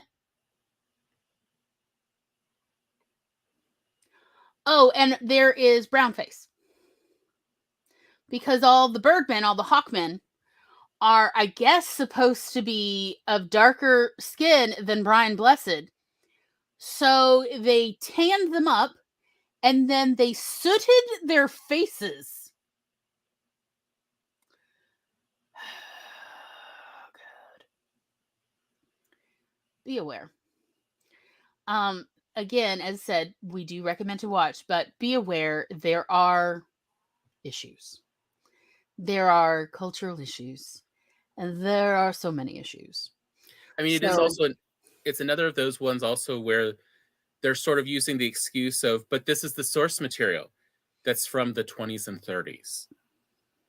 And, it's now 50, 60 years later, and they're like, but the source material is like, that was for a different time. You need to update it to what the current audience in the late 70s, early 80s is interested in. Oh, and there's also space Nazis. Of course. How could I forget the space Nazis? All right. Here's what you need to know about Flash Gordon. So Dino De Laurentiis also produced this film. George Lucas desperately wanted to make this film, and Dino had the rights, and he refused to let George Lucas make it. So George Lucas made Star Wars instead. And so, I guess thank you, Dino De Laurentiis, for not letting George Lucas make it. Although if you watch Flash Gordon, you will go, wow, there's a lot of elements here that are also in Star Wars. This is a wild trip. A lot of elements, particularly the dark side. Well, it's also a bunch of sets in common because it was filmed at the same studio. So again, thank you, Dino De Laurentiis, because Tom and I might not exist if George Lucas had been allowed to film Flash Gordon. Since our parents decided to marry, they went on their first date by waiting in line not once but twice to see Star Wars, not once but twice in the same night. So, okay.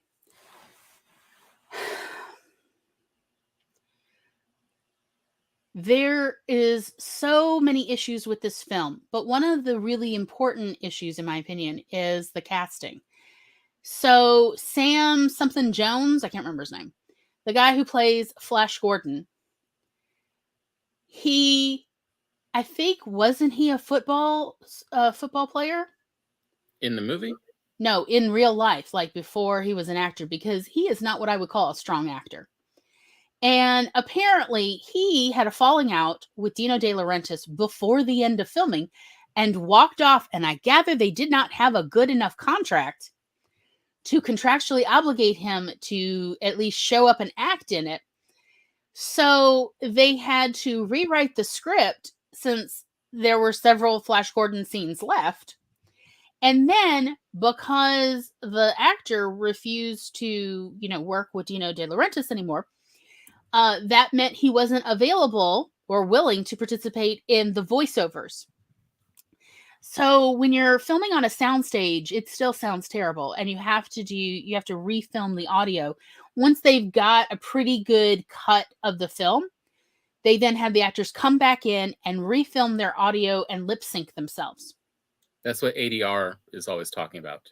Well, the guy who played Flash Gordon obviously was not willing to come in to do this. So they hired a different actor to do it. And that's why things are weird. Oh, no. That was for the bad guy. That was the main, what's his name? No, I thought it was that one too. No, it's the bad guy in the Destro face. The metal face. That's the one that had to redo the audio for without getting credited.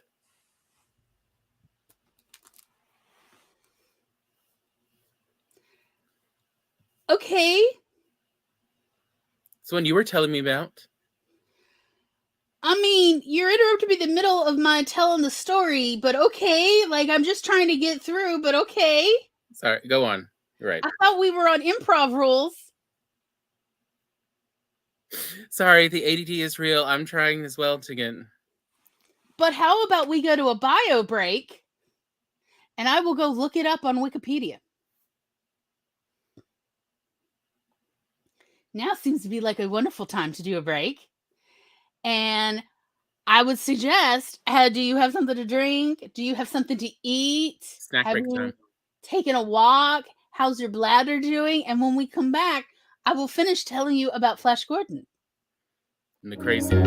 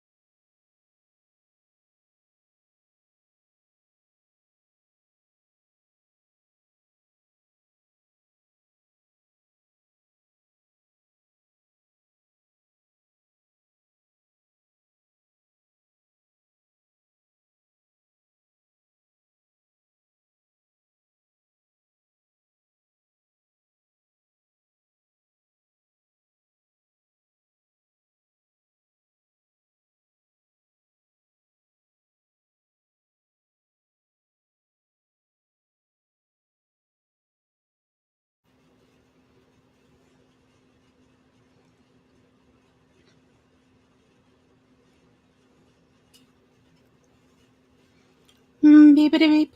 Beepity beep. Beepity beep beep beep. Boom. Come out wherever you are.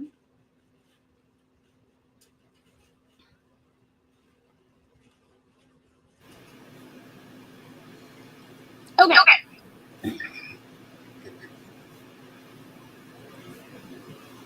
Are you echoing? Hmm? I heard myself from your. Yep, I can hear it. Something's going on with your audio.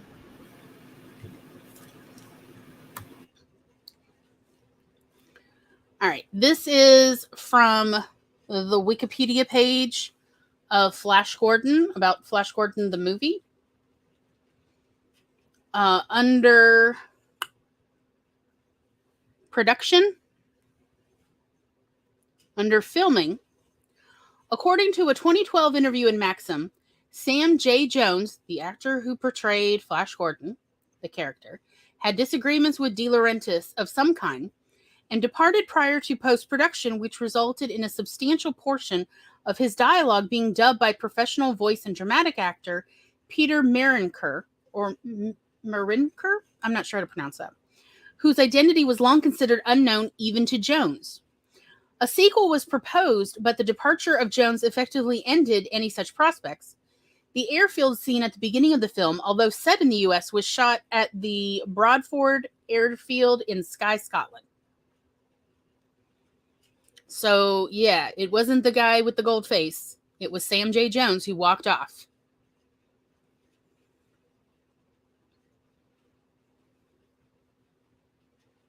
You're muted. All right, let's see if the audio is better now. You're right. I'm sorry. I completely got confused. Also, that was supposed to be in the U.S.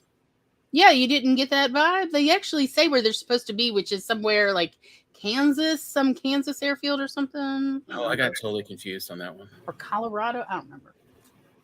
I just thought of it as like, oh, it's where like Heinlein always puts it, some random airfield in the middle of the country. Man. Yeah, they actually say at the beginning of the movie where it's supposed to be.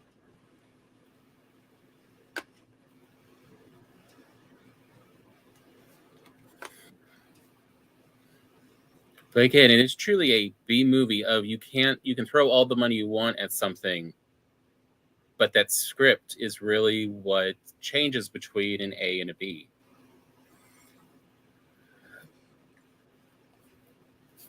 So apparently there were issues with the script from the start, from way before. There were some people who wanted it to be directly pulled from the comic strip story plot outlines. There were others who wanted to use the characters but entirely rework it. And what it appears they end up with is this weird hybrid of what the Flash Gordon stuff from the comic strips, and more specifically the radio programs in the, I think, late 30s or early 40s were, and Dune. I don't recall Flash Gordon ever being this political, but the movie has a whole lot of politics going on that I don't recall ever being in the comic strips or the comic books. Yeah, Ming is much more hands-off in this movie than Ming was in the comics or the radio. Like, instead, Flash is more fighting up against, the Golden Mask guy, Clytus, who was just made for the movie. Mm-hmm. Which, again, makes it a little confusing about, I thought this was... Billy Dino De Laurentiis and George Lucas, I don't know why they wouldn't work together, because they seem to have both lifted from each other. There, I said it.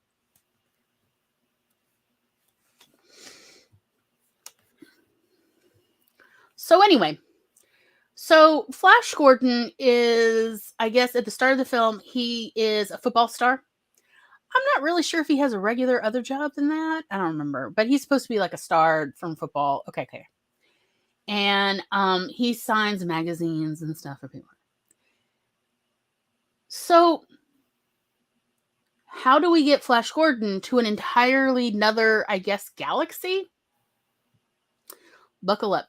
So Flash Gordon and I can't remember her name or the character's name. Let's look.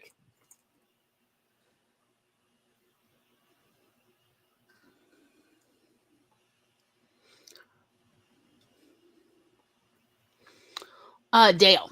Dale, who at least in the movie is a travel agent. Okay.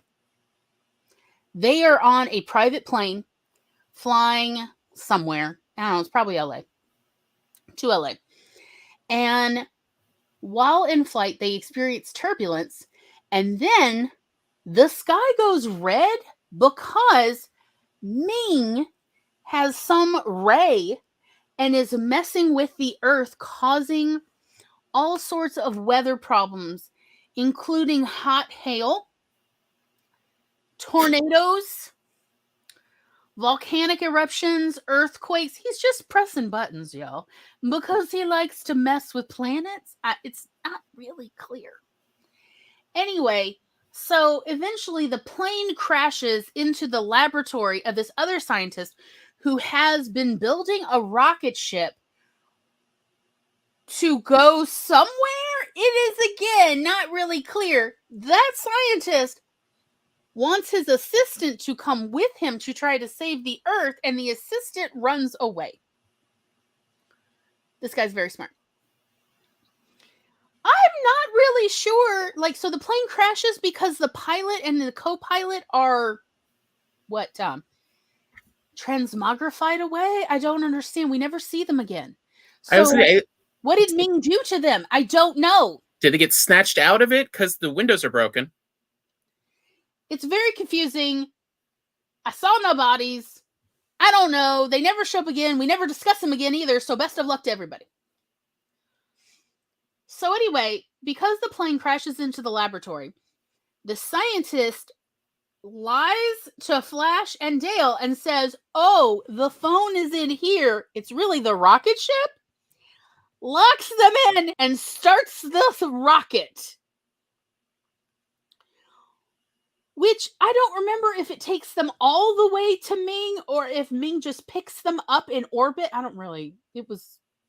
Nothing made sense.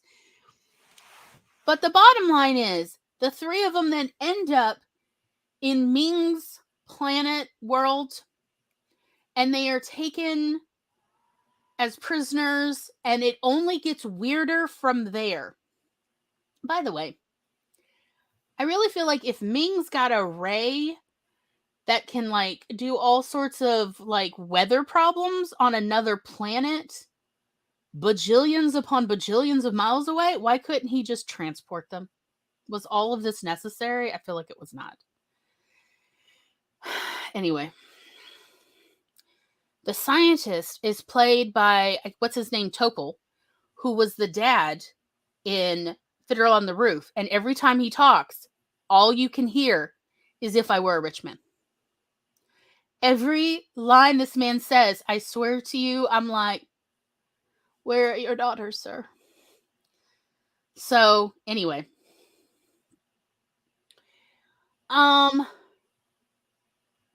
It's not, I don't really remember what they were going to do other than just kill them. Because Americans. But Ming, it is like, hey, I'll take that woman for a concubine. And the guy, well, we'll just kill him. Sure, why not? And then, but like his daughter, Ming's daughter, is like, he looks good. Can I have him, Papa? And he's like, no, you've got enough. To which she's like, I will find a way. Meanwhile, Timothy Dalton is her official fiance, and that relationship is always ill-fated. Like, Timothy Dalton does not trust Ming's daughter, justifiably. But also, I'm like, dude, why don't you just accept this woman will never be true? Okay? Also, why is he dressed like Robin Hood? Why? He's got everything but the cute hat. But he got the whole, he looks like a cross between Robin Hood and Peter Pan, had a baby, and then named him Timothy Dalton. It is wild. So Ming's like kingdom, I guess, is actually made up of a whole bunch of principalities, and everybody's a different species, I suppose. Or else maybe he's transported them there from their planets. It's not really clear, and it's confusing because there are lines people make throughout the film that I'm like, but where's the rest of your people? They're on another planet? So it's really more like court, where like there's all these people, only they're different species. So there's the Hawkmans, and they all got wings and Valhalla helmets and shorts. So short, y'all. Booty shorts. Oh, they're short, and I am not that sad. Versus Timothy Dalton's people are apparently from the woods, but for some reason dressed like Sherwood Forest. Okay. Nothing against that. And then there's little people, but they have them in the weirdest costumes. They look kind of like tiny decks of cards walking around, poking people in the butt with sticks. You know, like if someone had brought to life the Queen of Hearts soldiers but made them as, a mini pack. Oh, and Deep Roy is in here. So young. He is so young. So adorable. He is super cute. So enjoy that little cameo. Oh, he's so cute. Oh my God. Called or named Fellini. Cheeks are so cute. Oh my God. What else? So Dale is really not thrilled about being sexually enslaved. I get it. And they're like, there's this beautiful liquid that's very expensive. Here, have a sip. And, that gets to like get real interesting real fast. Where she's just tipsy off her mind. And they're undressing her, all these women in the harem. Y'all, it was the late 70s. I don't know what to tell you. I don't know. Okay, what is the actual plot here? Let me think of it. Okay, I think Ming just killing people and sexually enslave him. It's no big deal. It's just a normal day for him, I think. And they're going to experiment on the scientist and try to brainwash him and turn him into a Nazi stooge for realsies. But they put a big Star of David on his chest. Yeah, I said it.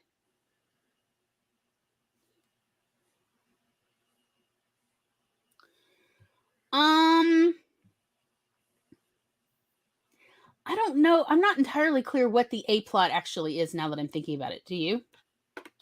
They are going there to save the Earth from being destroyed by Ming. That is the A plot. Is to save Earth because the moon is going to be crashed into the Earth. Okay. That's why Flash keeps referring to how many hours Earth has left. Okay. All right. B plot is the one that I was fascinated by, and that's Ming's daughter seducing Flash Gordon while staying engaged to Timothy Dalton. Yeah, pretty sure. Yeah, that's the B plot. There is a lot of outfit changes and a lot of making out involved. And then she's like, hey, you know what I'll do? Because she fakes Flash Gordon's death. You know what I'll do? I'll make my fiance hide him. What could possibly go wrong with my very jealous fiance? He'll totally keep my sex pet safe, right?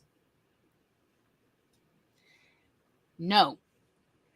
Timothy Dalton is like, sir, you die, but I messed with you first. And there's that whole scene making Flash Gordon stick his hand into some random tree stump with all these holes. Like from Dune. Yes. Yeah, the whole time I was watching, I'm like, what is this scene from? I know I've seen this. And I don't think I'm remembering Flash Gordon from my childhood. What is this scene from? That's what I was trying to remember. And then all I could remember, I think, was like some other movie or cartoon that like you pull out a sandwich out of this tongue. I don't remember. Yeah, like for what Flash Gordon shows me now is that it's a Flash Gordon took from Dune, specifically from Jodorowsky's ideas of Dune, and created Flash. And then the sets in this movie of Flash Gordon is what George Lucas and Lucasfilms then used for Return of the Jedi. Because we'll see a lot of these costumes and sets in Return of the Jedi just all of a sudden pop up. Yeah. Except they're all toned down, so they kind of blend better with the world versus being these garish. Obviously, this is a different world, and this is almost, it all looks like a comic book with its bold colors and metallics and everything. I mean, I understand the idea of making the Save the Earth a plot, but there's so little to this. They really stumble through. Like, that is not the main plot. The B plot of Ming's daughter, Ming's horny daughter, and her harem of men, that is really the main plot that we see most scenes that's in. And how do we unite all of these principalities together to overthrow Ming? And honestly, if Ming's daughter didn't have the hots for Flash Gordon, we would not succeed with the A plot. Because Flash uses her, like, putting him up in Timothy Dalton's little place. I can't remember. What is the prince's name? What is the prince character? Prince Baron. Oh, that's a terrible name. That's why I can't remember. That's not a good name. So Flash Gordon then has to trick Prince Baron and finally try to escape with a few of the Hawkmen who also had been captured by Prince Baron other times, because all of these principalities kind of fight amongst themselves. I mean, keeps them squabbling. And so then, what is it? Voltron? Volcon? What is Brian Voltan. Blessed? Prince Voltan. Brian Blessed. That face. He then captures Flash Gordon on, I don't know, it's a skidoo in the sky. I don't know what it is. It's a skidoo. And is like, oh, you gotta, like, fight to the death. And essentially has one of those wobbly tables that they gotta grapple on. Because he also captures Prince Baron for capturing his Hawkmen. Okay, sure. And they have a fight on there, and then Flash Gordon wins, but then also saves the prince from tumbling for presumably ever through the clouds to death. I don't know. And it's like, we all need to unite against Ming. And somehow this convinces both of them to go, sure, we'll help you, Flash. Okay. Sure. This is all it took. Why not? But we will never see the other princes from the throne room in any way help out. Like, they have just, all these groups have now disappeared. Mm-hmm. Because, like, there is an obviously, African type country people in the throne room. The main prince famously dies. They just disappear. We don't see them again. They don't fight. Yeah. And, like, the little people, played by, like, look, Spence, if you're going to mention Time Bandits, then, why, yes, Kenny Baker and Malcolm Dixon are in this movie. Oh, no, half the Time Bandits are in there. Like, they are. You can actually spot them. Some of them, anyway, through the makeup and everything. Yeah. So, they're supposed to overthrow Ming. I don't really remember what happens to Ming. Things get wild. And, and there's the brainwashed scientist who, I don't remember what happens to unbrainwash him. He was never actually brainwashed because he just kept thinking about his parents and then reciting the Talmud. That's right. The power of his Jewishness saved him. Power of his Jewishness saved him from he is Fiddler on the Roof in space. Saved him from space Nazis. Yes, from getting reprogrammed. by the space Nazis. And then it's like, hey, now I know where, the Ming's, Ray is. Let's go. I don't, and I think that's pretty much it. I don't think they actually get back to Earth. No. But they maybe get married. I know they get engaged. They definitely get engaged because they've got that fight scene when they initially meet Ming, which is somehow the explanation for why Flash is so good is because he's a football player. And this is the one time it is useful to use your football moves in a small space with multiple opponents, with Dale as cheerleader because she necessary. I mean, on the one hand, I congratulate the fight choreographer. I'm not saying I'm bitter because I've never had the obvious kind of drug trip you would need to have to think this story works.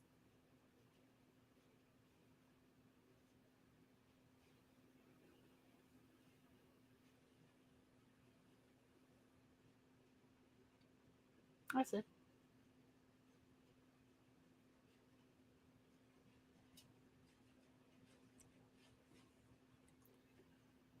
Cocaine is a hell of a drug.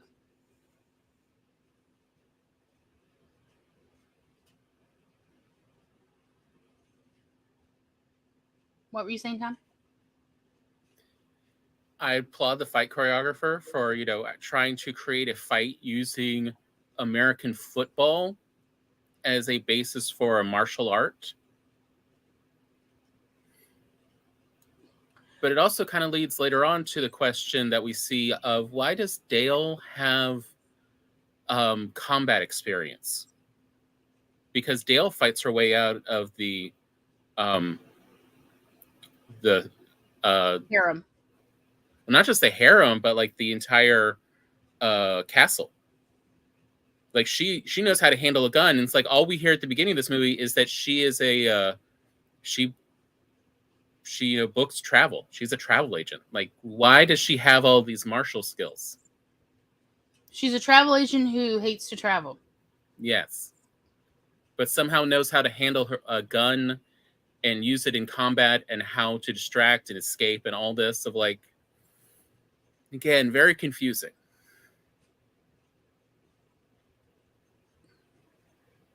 Versus Flash has no combat skills. He really doesn't. It's made obvious throughout the movie. He also does not have strong diplomacy skills, I would say that. And he starts the movie wearing a shirt with his name Flash on it.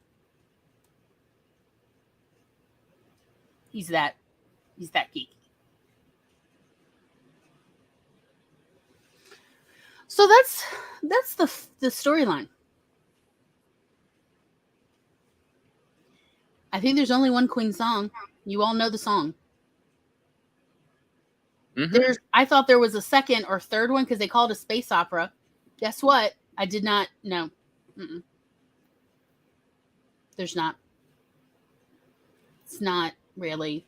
I don't know that I would I know they technically called it a space opera, but I would say it's not really an opera because there's not a whole lot of big emotions. One of the things opera is known for is a lot of big overarching emotional expressions, and I would not say that that is really expressed in this movie. Yes, Flash is a himbo. And I mean, is it possible for Flash to be less useful than the other princes? Yes. Dale is far more intelligent and useful throughout this story. And she's a side character. Yeah. Again, it's very confusing who is what throughout this and who they're supposed to be. To be honest, Ming's daughter, what is her name? Princess Aura, I think. Is that the word? Yeah. Mm-hmm. Princess Aura we explore her character more than any other character in the entire film. And she moves the plot everywhere. She really moves the plot forward. We do actually see she has a storyline. She has character development. We really see her going from a very vacuous kind of character who's really just in it for today, very nihilistic.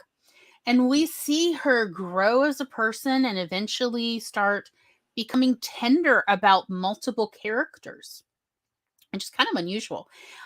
She's got several torture scenes, so that's fascinating. And we really see her grow as a person. So I would say that she would qualify as the main character in that we see her quite a bit. She also has the most character development. We really explore her background and we see her develop more as a person. We see her make this journey, and we see her willing to fully participate in her own life as well as the lives of her subjects.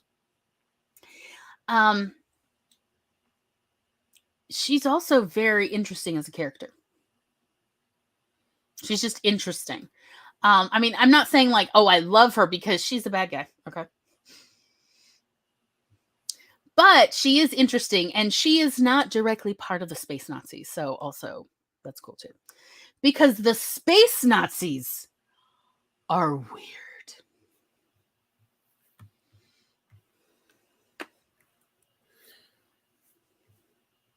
To answer your question, Spence, no, Kuwabara had more development and more interesting. Like maybe if you want to say like Kuwabara at the very beginning of Yu Yu Hakusho, yeah, he's at that level of himbo of just one note.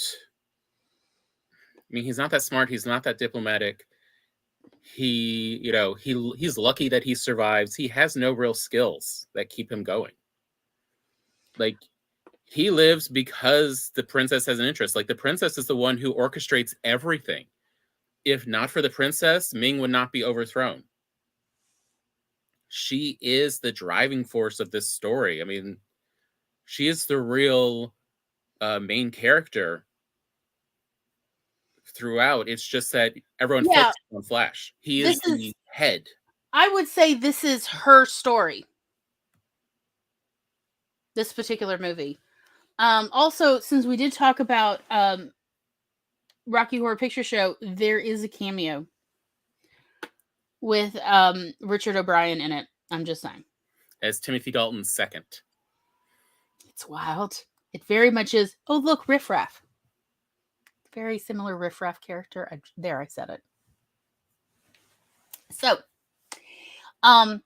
okay. What I love. Let's talk about what we love about this film. Visually, it is sumptuous. The cinematography is fantastic. It is, the set design is beautiful and breathtaking so many times. And every scene really feels, how do you say it? Like it feels natural to this world. Whether we're talking about on Earth, although we did talk about this has got to be the most roomy private plane ever.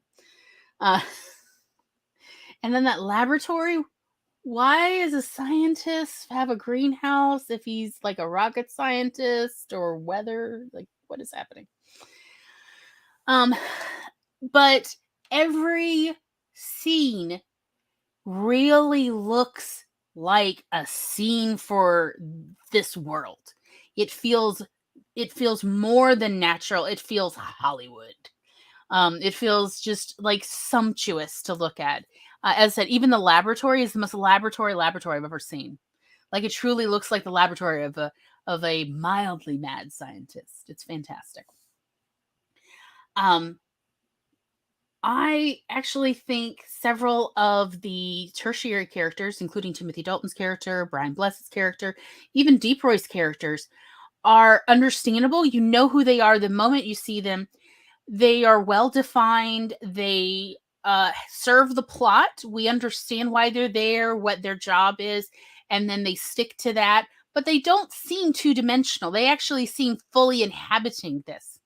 Yes, the most laboratory ever. I mean, you could definitely sense this movie definitely is another of those. If you're a good actor, it stands out that you're a good actor. And if you're not a very good actor, it stands out. Of like that the director's not really helping the actors emote more. You have like Timothy Dalton, Brian Blessed, excellent. They really inhabit, they bring more to their characters. You're always interested. They take up the scene. Dale tries, but is so confusing. Yeah.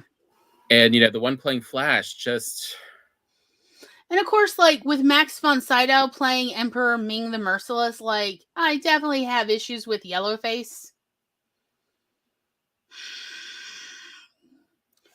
Also, it was halfway through this time that Tom and I were watching this that we realized Brian Blessed was in brownface. We were like, because as kids, we just thought they were dirty, like sooty. Because they're up in the skies. Yeah, we thought, oh, they're flying through a lot of industrial smoke. Right? Because it seems like, oh, in a bad world, there's lots of pollution.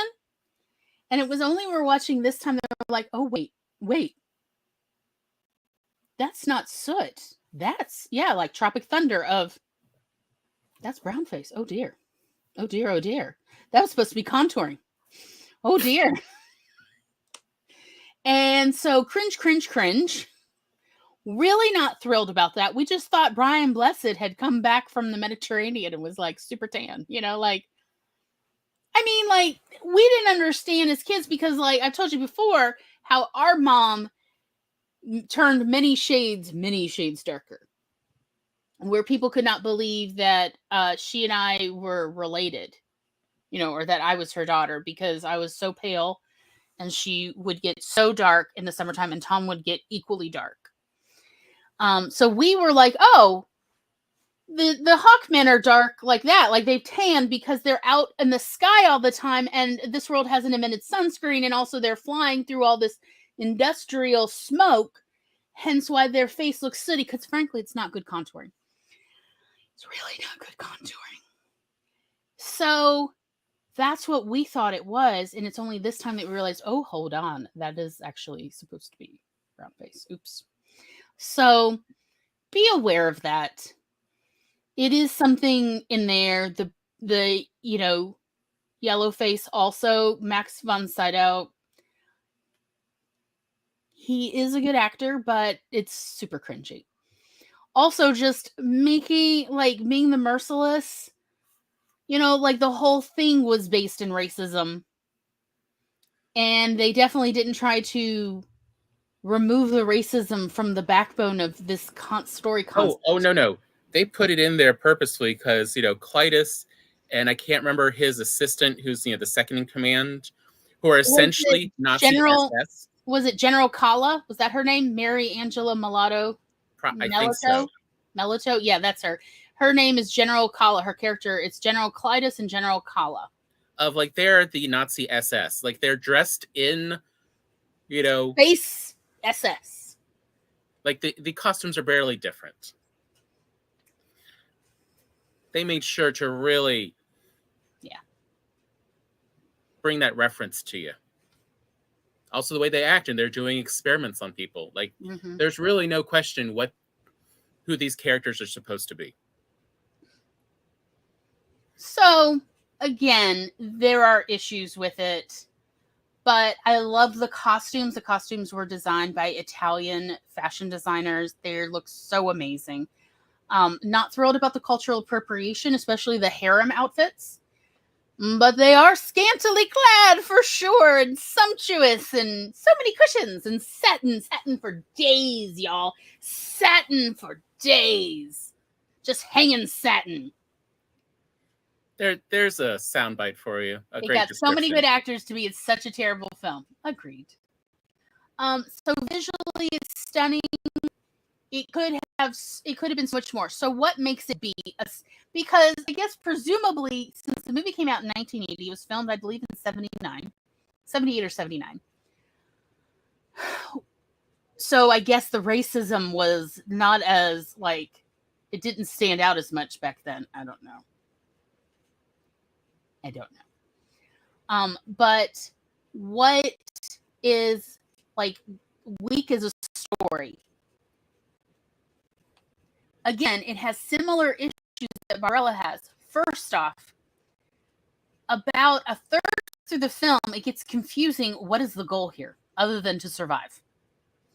Like, of course, we want Dale and Flash and Hans Zarkov, the scientist, to survive. Sure, of course. And we would like the Earth to survive, right? But like after a while, you forget that the Earth is still dealing with the most phenomenal weather. Hot hail. How does hot hail work? No one will answer this for me. You know why? Because nobody knows. What is hot hail? Is that not rocks? What is that? But like the Earth is imploding, and they never go back to it. They never even show the Earth from afar ever again after the initial establishing shot. So we don't see how the Earth is like, cracking and falling apart. Yeah, it doesn't feel like a ticking clock. Yeah, Superman, with what was it? Which is the one where he spins it back in time? Spins it back. Is that the fourth one? The third one? No, that's the first one. Is it the first one? It's been so long for me. So like when the Earth is sort of cracking up and there's earthquakes and everything, that felt more like it than Flash Gordon. And we never go revisit the Earth, even from afar, to see the Earth is not doing well. So it doesn't really, as Tom said, it doesn't feel like a ticking clock. Hello, Jules. Yay, I'm so glad you have powered internet too. That's awesome. So part of it is the characters really don't restate or make it clear what is moving the plot forward. Because it said, like, what actually turns out to be the B plot is actually working as an A plot. That's what's moving these characters through and allowing them to eventually accomplish their initial goal of the A plot, which makes no sense. Why is the B plot moving the A plot through? Why isn't the A plot strong enough to move the A plot itself? It definitely reminds me of Simpsons episode writing, where the A plot is just there to get us into the B plot. Mm-hmm. And then we don't really see or hear much again of like why. But normally the A plot to get us to the A plot then wraps up. And that's not what happens here in Flash Gordon. Because the A plot does not supposedly get resolved until the end of the movie. Hopefully in time. We don't know. We don't know. What is the state of Earth? Are there even humans alive still? Are the dogs okay? We don't know. And they never go look, even though Ming could see down to Earth. So why don't we look again? Since they had to go to the machine to stop it. Like, Ming disappears several times, supposedly to go mess with Earth more. But we never go with him to go see the Earth. And it's odd. It actually stands out as, why don't I get to go see Earth? How is Earth doing? We don't. And then it ends with, yay, we finally broke the machine. Which, yay, right? Only we don't get to see the Earth. And we don't know what bad shape it's in. How many volcanoes? We don't know. And that's it. So how are they going to get home? Their rocket was destroyed. Are they going to stay? Who's going to run this place? How are you going to keep the principalities from squabbling still? Because everybody's still in that habit, What's going to happen? We don't know. It ends right there. In fact, I think they kind of end mid-jump. It was 1980. So that is the movie, and that is what makes it a B movie is, again, it ends too soon. It doesn't have a very strong beginning, and then the A plot is not strong. The A plot does not move the movie through. That is a problem in writing as well. Whether we're talking about books, short stories, the A plot needs to be the strongest plot. So when you are figuring out your plot outline, you're going to get your plot outline, and then you're going to start filling in the story. You're going to actually start writing it, right? At some point in editing and revision, you may realize that you need a B plot. Sure, no problem. You kind of have one. Maybe it's a romance. Maybe it's just another action-adventure plot. Could be anything. And you start writing that. you may realize that the B plot is stronger, in which case you need to change your focus so that the B plot becomes the A plot. You switch them around. And what that means is when with your A plot is what you have your reader devote most of their time with the characters pursuing. So that means the majority of the scenes should be about the A plot. You can also in the same scene be addressing aspects of the B plot. That is fine. And in fact, I would even suggest that that may be preferred sometimes, not every time, but sometimes, because scenes should feel like they're multi-useful.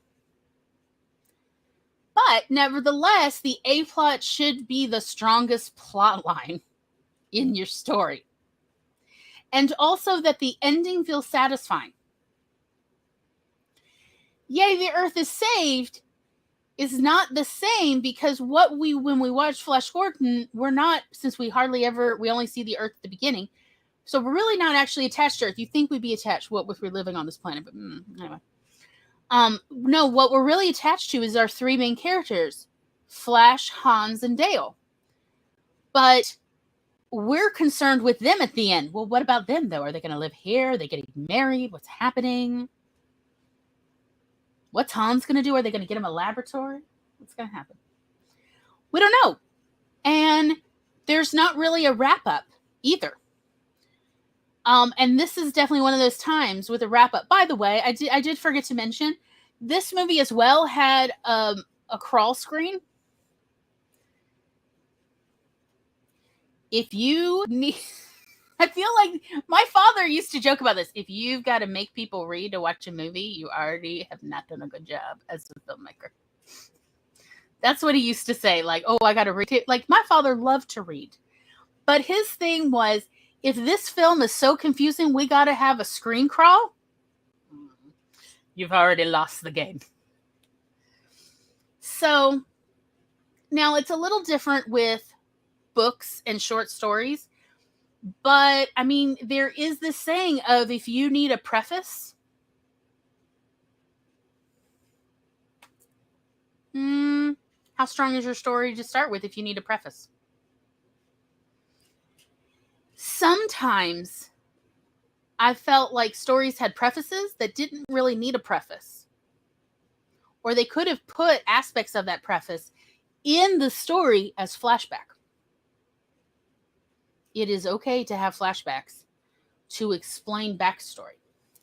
Like, honestly, we really could have just had Flash, Dale, and Hans, walking up in the court to Ming and then done flashback of how they got there. Even montage. Really, we could have done that and it would have taken up way less time. Or just simply had someone say, we actually kind of hear Ming say the, you've come, you're so, I forget how he describes, Flash and team of like, this foolhardiness of you've come to save your planet. As if that's the worst thing you could do. Like, oh, weak people. Of like, we don't need to even see, them on Earth to know this. Like, they say several times, like the clock is ticking, for Earth, but we never really see what's happening that much. They've used it all at the beginning. We forget halfway through. / it doesn't seem like the Earth has several days, which seems to be how long this takes place. Of really? I don't know. I feel like a red sky is real bad. Yeah. I feel like a red sky is like first sign things have gone terrible. Like when light no longer refracts correctly, like it's bad, y'all. It's bad. When you have hot hail, aka I think meteors dropping to Earth. Why didn't they just list it as meteorites? Did they not know that word? Did they think that viewers in the late 70s, early 80s didn't know what that word was? They're like, we'll call it hot hail. I don't know. Hello, Eva. Also, good luck with your misdelivery. Okay. Tom, did you have anything else to say about how, like, what makes this a B movie or anything else about Flash Gordon? I think it's just that weak through line. And as you said, like, really, it's the princess's story. Yeah. She is the only one who really has a story throughout this movie. Yeah. Everything else are these sort of weak, small little plots that are on the side of how she's going to be reformed and rule better and change this world for the better. And it's all through her actions Mm-hmm. that this happens. Yeah. Everyone else are pawn pieces. Flash is a pawn piece. Mm-hmm. The princes are pawn pieces. Yes. I don't even, truthfully, Dale barely even qualifies as a pawn piece. She's more of a distraction. Yeah, like there's like a Ming's like, I'll marry her, and I'm like, why are you marrying her? I don't understand why Emperor would need to marry Dale, Earthling, about to be For from an a hour, non-planet. because unmarried sex is so awful. So he needs to be I married mean, to her first. he has a concubine harem, so implication. Again, very confusing about why do we need this with this. None of that makes sense. And every time it's like, but why this? See, what happens is when readers are reading this or when viewers are watching this, every time somebody's like, but why? And that is not answered quickly, it's distracting. And you get enough distractions and it disrupts the suspension of disbelief required to enjoy a story, any story. Suspension of disbelief is incredibly important, whether we're talking about films, theater, books, novels, plays, it doesn't matter, whatever story, suspension disbelief, because when you tell a story, you are lying to people. It is a lie. This did not happen unless this happened exactly, and then it is so boring. Real life is super boring. That's why it's memoirs, memories, not what actually happened play by play, because that is boring. When we tell a story, we are telling a lie to tell you some truths. So again, we're back to the morals. So Ming, all of these characters are addressing colonization, decolonization. The princes certainly make it clear that they do not enjoy the colonization and that they wish to decolonize. And Ming is aware of this, but thinks that he knows better. Like they do better being colonized. Like, oh, it is very much, this is the conversation. And this conversation is still salient. 40 years later, this movie came out 42 years ago. This conversation is still necessary. So obviously we're not done having this conversation. There is plenty of room to keep having this conversation. And yes, you can do it with the sword and planet concept. And characters in there, like the princes even, do talk about the problems even of decolonizing. They do. They actually discuss these, which are good. Like, there are some very good points in the writing and portrayal of this movie, and yet it is still a B movie because that through line is weak. It is confusing. The beginning and the end are also very weak and unsatisfactory. So there's a lot of basic things that are not strong in this film, and a lot of secondary and tertiary things that are excellent. So we've sacrificed a beginning and an end, and thereby we get a weak middle. So the beauty of mediocrity is there's plenty of room for you to rewrite this idea. Again, I would propose, if you want to watch this movie, or if you are going to watch this movie, which I still think, give it a try, if you can handle the racism, the sexism, misogyny, and the yellow and brown face, and all of that, if you can handle it,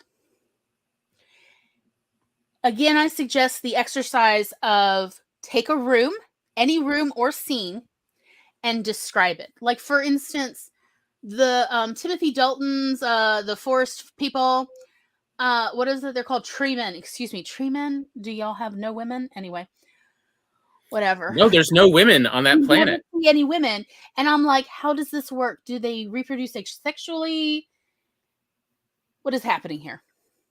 do the trees have babies and that's what grows up to be tree men? Because I could almost believe Timothy Dalton came from a tree, let alone Richard O'Brien. I can believe it. So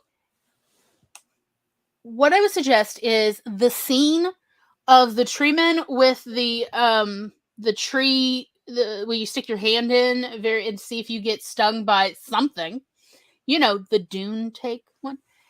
Try to describe this scene. Try to specifically describe this forest, if you will. You could alternately take the part where they're trying to drown the Hawkmen in a cage in the swamp. That's where Flash Gordon is. And again, describe the setting. And remember, you have 1 to 2 paragraphs, no more than 3, to describe this where someone else reads it and they feel like they have a satisfactory understanding of what this setting is. Give that a try. Then try to describe your own setting. So you wouldn't, if you're not into nature, I get that. Perhaps you might want to describe the harem room or Ming's courtroom, where Ming's court and courtesans are, where all the princes hang out and snipe at each other. You could describe that scene. Describe this setting where a reader feels like they have an understanding of what this looks like and the vibe, the feel. So like in Ming's court, where all the princes are and all of their entourage, I would definitely say that there was tension, that people were, it's kind of, you know, honestly, when we were watching it, I told Tom, it really reminds me of the Dark Crystal a little bit. And that vibe where they're all sort of sizing each other up and walking around and just sort of milling, but they are all staying within their little group mostly. So again, describe the tension in the room. Describe Ming watching them all, like pleased as punch that he has them all where they will not form alliances, because they could overthrow him if they just became friends. So try describing this in 1 to 2 paragraphs, no more than 3. And then do your own version. So, alternatively, you'll try the exercise that we talked about before, where you write out all the plot points and then you rewrite the plot points so that it makes a more coherent plot.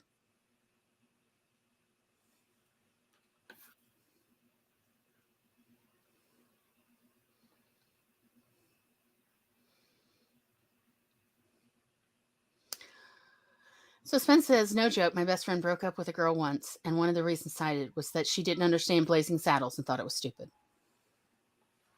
I'm just let people think about it for a little bit.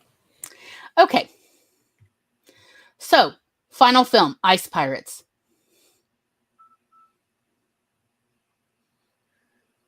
One of your new favorites? Well, I've always kind of liked Ice Pirates. You used to like Ice Pirates, and then you seem to feel that you grew too old for it. But I like pirates, so, you know, I like pirates. They're pirates in space. Just be warned. At least for me, it always felt like the Pirates movie got mashed with, who was it with the Cylons? Battlestar Galactica. And they're like, we're going to make this a movie. Okay. And I will say this is also another movie with a screen crawl. And it shows. It's never a good sign. This really is not a good sign. I mean, like, we read the screen crawl. I don't mind reading, but it's not a good sign about the strength of the storyline or the plot. If the producers or whoever put a screen crawl in at the beginning to satisfy audiences' questions. Okay. So the idea here, and I'm going to try to describe it as best I can, but the truth is some of it was just straight up confusing. And Tom and I discussed this. Was still like, is there an explanation? Maybe not. I do not understand who the evil Templars are. And yet. That's their name, by the way. Evil Templars. That's the opening screen crawl labels them. Okay. So water is scarce in space, but apparently not oxygen. Sure, whatever.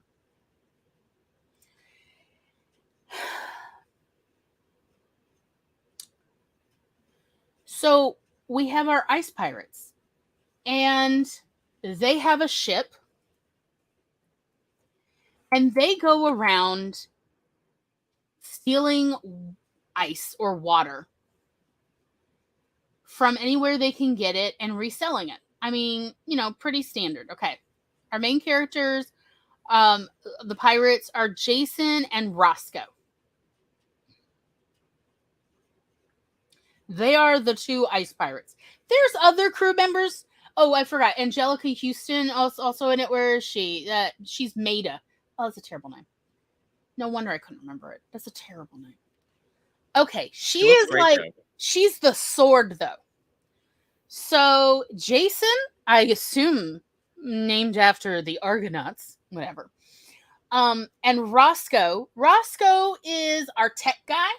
He's the one who fixes computers. He fixes robots. He repairs them. He programs them, whatever. Maida is the sword. And Jason, I guess, we talked about it as the bard. He is so horny, y'all.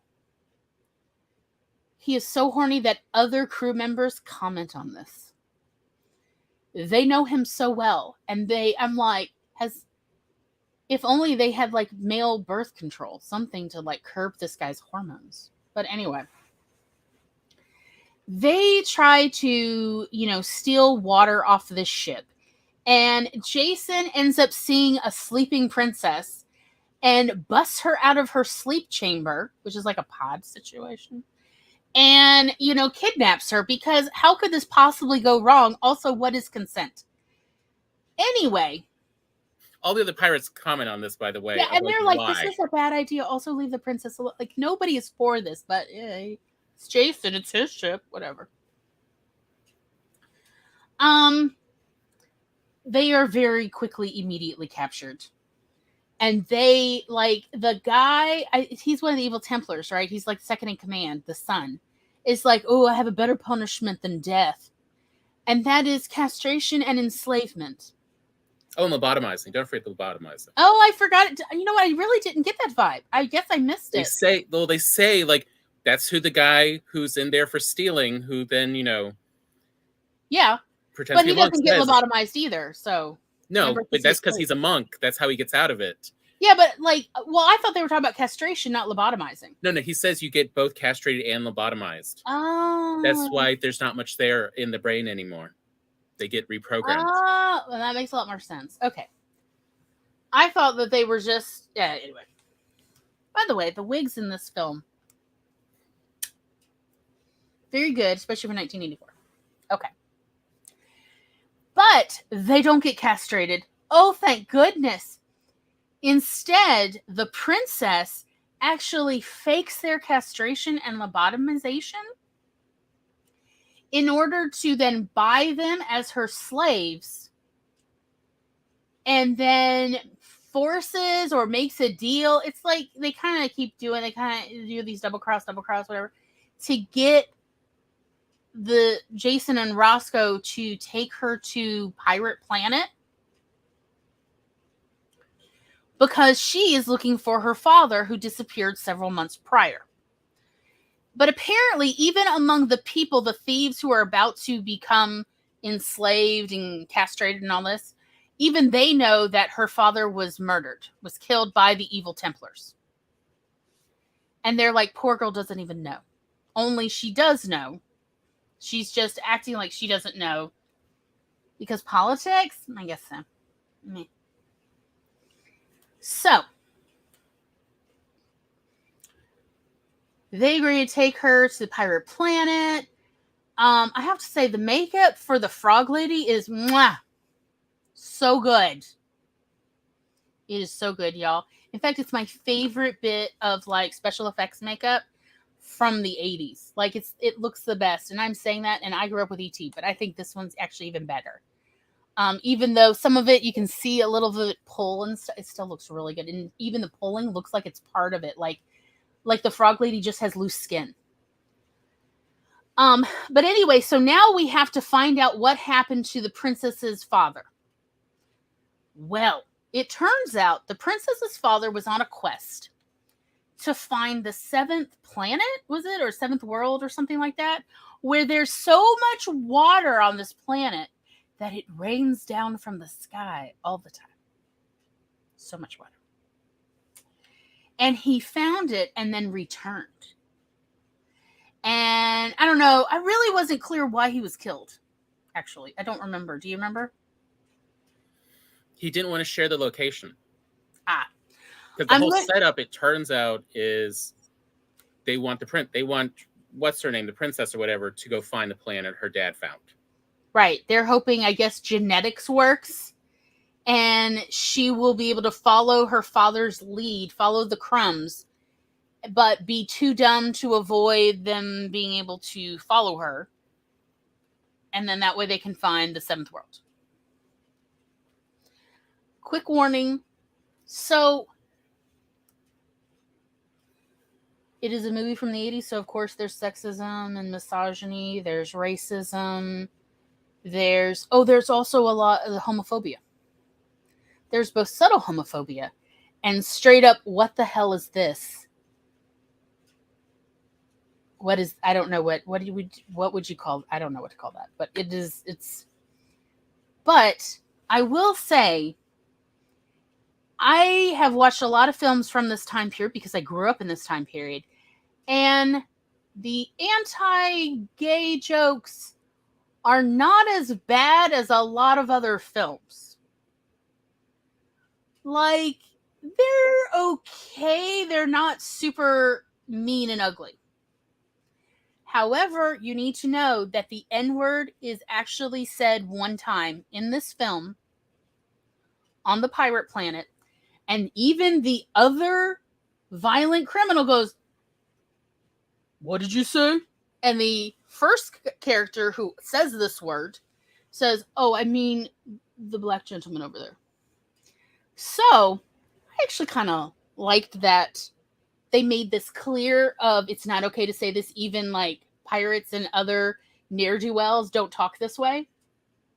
Like, you'd have to be really bad to talk this way. And then the person who says the N-word, then it gets into a duel with Maida, Angelica Houston's character, and he loses terribly.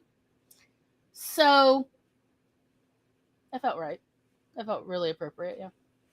It was good. And then the other criminal that was with the guy who said the bad word, then apologizes to Angelica Houston and the princess for, demanding that the princess dance with him and being rude and everything. So, it felt good. There is another reference race-wise. There's a joke in there, and I'm going to go ahead and tell it to you.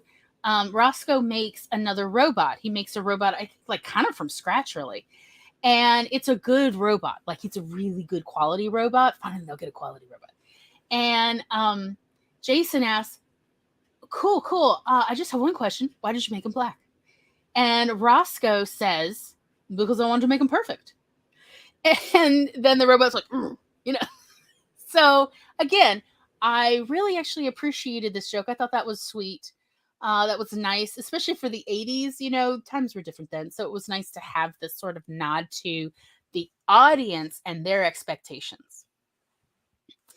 So, but again, be aware, there is a character who Jason calls a fairy. And he, I guess, starts out as a bad guy, but then kind of converts over to a crew member. And there's sort of a send up, an acknowledgement of this, like an homage to this a little bit in a Doctor Who episode, in the Husbands of River song. So if you've seen that episode, you may know what I'm talking about. By the way, interesting case in point, Bruce Valanche wrote that to be referred to as. And yes. So again, like, it's there, but it's not like, I remember much worse homophobic jokes from other movies and stuff, but it is there, and I think people should be warned because you're not always in the mood for that crap. It's just sometimes you're not in the mood. You're like, not today, Satan. So it just, that's why I think people should be warned.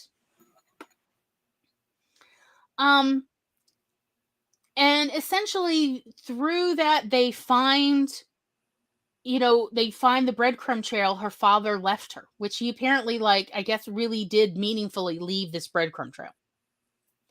Because he even leaves her a holographic message, a video, telling her what to do.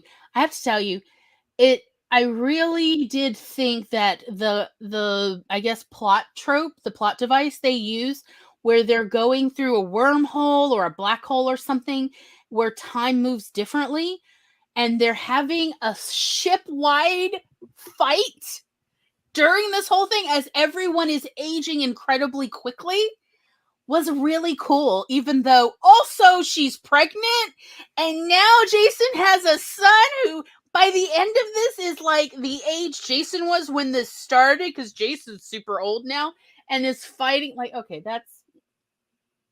I think some audiences found it rather confusing, but I enjoyed it as, playing with this, because at the time, in the mid-'80s, quantum physicists and astrophysicists really did think that this may be possible. If you travel through black holes, you would actually travel through time, and time would move super fast or would move in a different manner. And by the time you come out, though, you would be back to the normal movement of time, at least as we know it. There was a theory that this may be possible either through black holes or wormholes.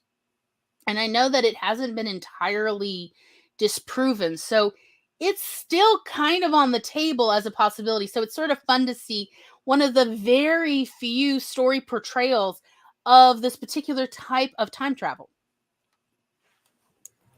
Also, love the Afro wig. The wigs are great. Before that, though, of course, there is it's a pirate movie, so there has to be a makeout scene. And you know how, as Tom pointed out, in pirate movies, there's usually the guy and the gal are making out, and it's either raining or there's, what is it, seawater on them. They're wet. I don't know why they're wet. They're wet.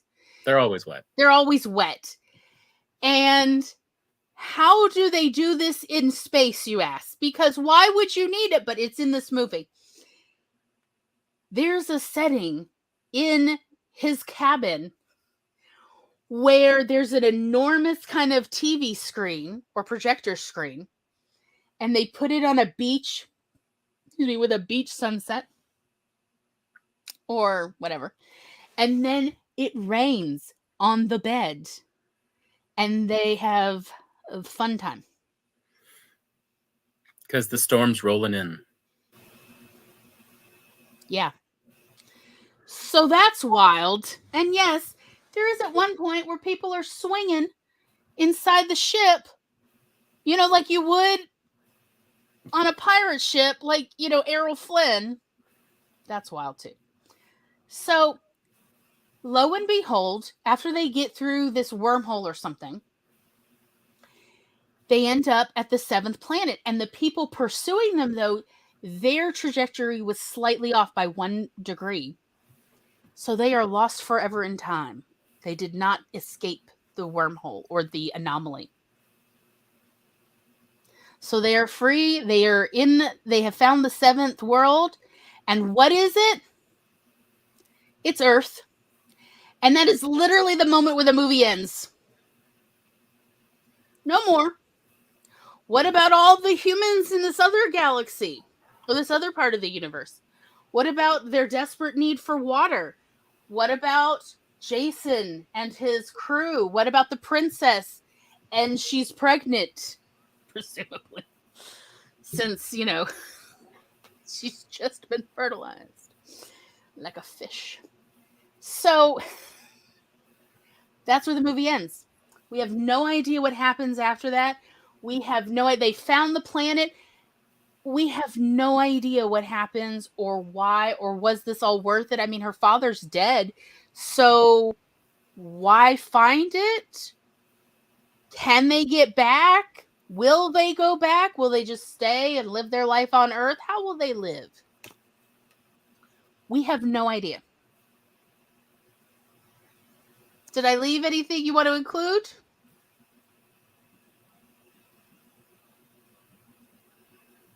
No, that's about it. Like that is the weird plot of this movie. Right. Again, it starts weak and it ends weak. The main story is interesting. It does take us through, but there's so many questions you have throughout, and often the questions get answered, but much later when you don't care. So, what I love about this movie is, well, yes, I do like pirate movies. And I like space operas, and I like pirates in space. Yeah. Good luck, honey. Good luck. I mean, he seems like the kind that would not pay child support payments. I'm saying it now. No. He really does not seem like the reliable kind. I feel like Roscoe would warn her, like, he don't pay his child support payments, right? Roscoe seems like a very nice person. Yes. Like, who would warn her very privately, like, I'm just going to let you know you didn't hear it from me, but he don't pay. So you better be ready to raise this baby and pay for this baby on your own. So I like that it's pirates. I like that they tried to stick to a couple pirate tropes, just as like an acknowledgement of this genre. It is fun. They even put him in billowy shirts. Why, yes, I did enjoy this. And he's not fully buttoned, y'all. Most of them are not fully buttoned. It's fantastic. Angelica Houston looks freaking fantastic in leather pants. It's great. Ron Perlman plays a character that just gets abused more and more as the movie goes on. He's a cook, I guess. Oh, the ship has space herpes? Which is their essentially homage, I guess you might call it, to the movie Alien? Yeah, because he keeps showing up and running around and then going back in the ductwork before they could catch it. Like, what? Okay, so technically now we would consider Cutthroat Island a B movie, but it was made to be a tentpole blockbuster that just, failed so bad it destroyed a company. Yes. So I actually found that the chemistry between the actors improved through the movie. I think like as they got to know each other as actors, their chemistry, their on-camera chemistry improved. Like Robert Ulrich's chemistry with Mary Crosby and Michael D. Roberts improved quite a bit. And I really appreciated that. As I said, I really enjoyed the makeup on the frog lady. What is the... Oh, they don't have that listed. Why do they have the pimp robot listed, but they don't have the frog lady listed? What is this? What is this nonsense? Oh, it's messed up. I applaud whoever cast Angelica Houston in that role, because I feel like we've missed out not having more action star Angelica Houston, because she actually does the role really well. She's really good. She could do the physical work. So I enjoyed a bunch of the makeup. As I said, we loved it when they aged them. They aged them in this really big ship-wide battle scene, and to the point that they have other actors play them as elderly versions of themselves. And the wigs and everything are fantastic. I really enjoyed it. But that's partly because I like pirate movies, and you know how most pirate movies have a ship-wide fight at some point. And so there's stuff happening all over the ship, and people are running around, and la la la. Some people don't like that. Some people find it confusing, and I get that. But I enjoy that, and that definitely happens in this film. I very much enjoyed it. I enjoyed that it's done with everybody aging incredibly fast. So yes, Nanny eventually becomes a skeleton? What? Because yes, the princess has a nanny. An older lady in an outfit. Y'all. So those are the things I enjoyed. Yeah. Tom, do you got anything? By the way, real quick, yes, Black Sheep is a really fun, if ridiculous, movie. Very British too. I also, now watching it, was surprised at how much this world feels like the current time. Like at that time, it was in the early 80s when it was made. It actually took many years to get it made. It had a lot of starts and stops, and you can tell that in the movie. But it feels like they just took the current times and locations and they just gave it a coating of future technology and stuff. Hence the pimp robot that comes out to offer services to them in a very, like, I have no other way to say it other than talking jive. Like, it's truly what did this come from? But it just feels like they just took the current time period and just put some tech over it to say, oh, it's a future, galaxy far, far away. Look at the sci-fi, but it just felt like now. Like, I again, this world kind of enjoyed it odd. because I've literally had that experience in Las Vegas, getting, out of the airport and being like offered free rides to strip clubs. Like, I was like, oh wait, I've seen this in Ice Pirates. I know what to expect now. It was an odd sort of like mix of, it doesn't feel like otherworldly or future. It just feels like now, but in a different now. For the most part. And that to me is another weakness of it, of we don't get that world building. Mm-hmm. We are often confused by most of these scenes. What's going on? How does this world work? And as soon as we start to get a clue, we leave that world. Never to see anything like it again. I feel like this movie works better drunk. Yes. Where you're just willing to go with the flow and you're not really paying too much attention to does anything make sense. So the issues I have with this are very similar to the others. The beginning is rather weak. We really do not have any understanding or explanation of the background of these characters. They do try, but we don't get to go enough into their background. So we understand, who the pirates are, who the princess is. We understand who Nanny is just from her costume. It's a really wild costume. I don't understand who the evil Templars are, why they're evil. Why are they killing people all over the galaxy? Like, I understand, wanting to control water if that's a commodity. Sure. But why is it now, run by a Sith Lord? And his son? How are they able to control all these planets, just the two of them? It's never explained. Hierarchy is not explained. There's nothing. They certainly were like, we are not hiring more people to, be in this film or making costumes for, other cast members to then just wear these helmets. No one will notice. It worked for George Lucas. It'll work for us. So I feel like a lot of who is who and why are they who they are. Like, why is she a princess? Is there a planet?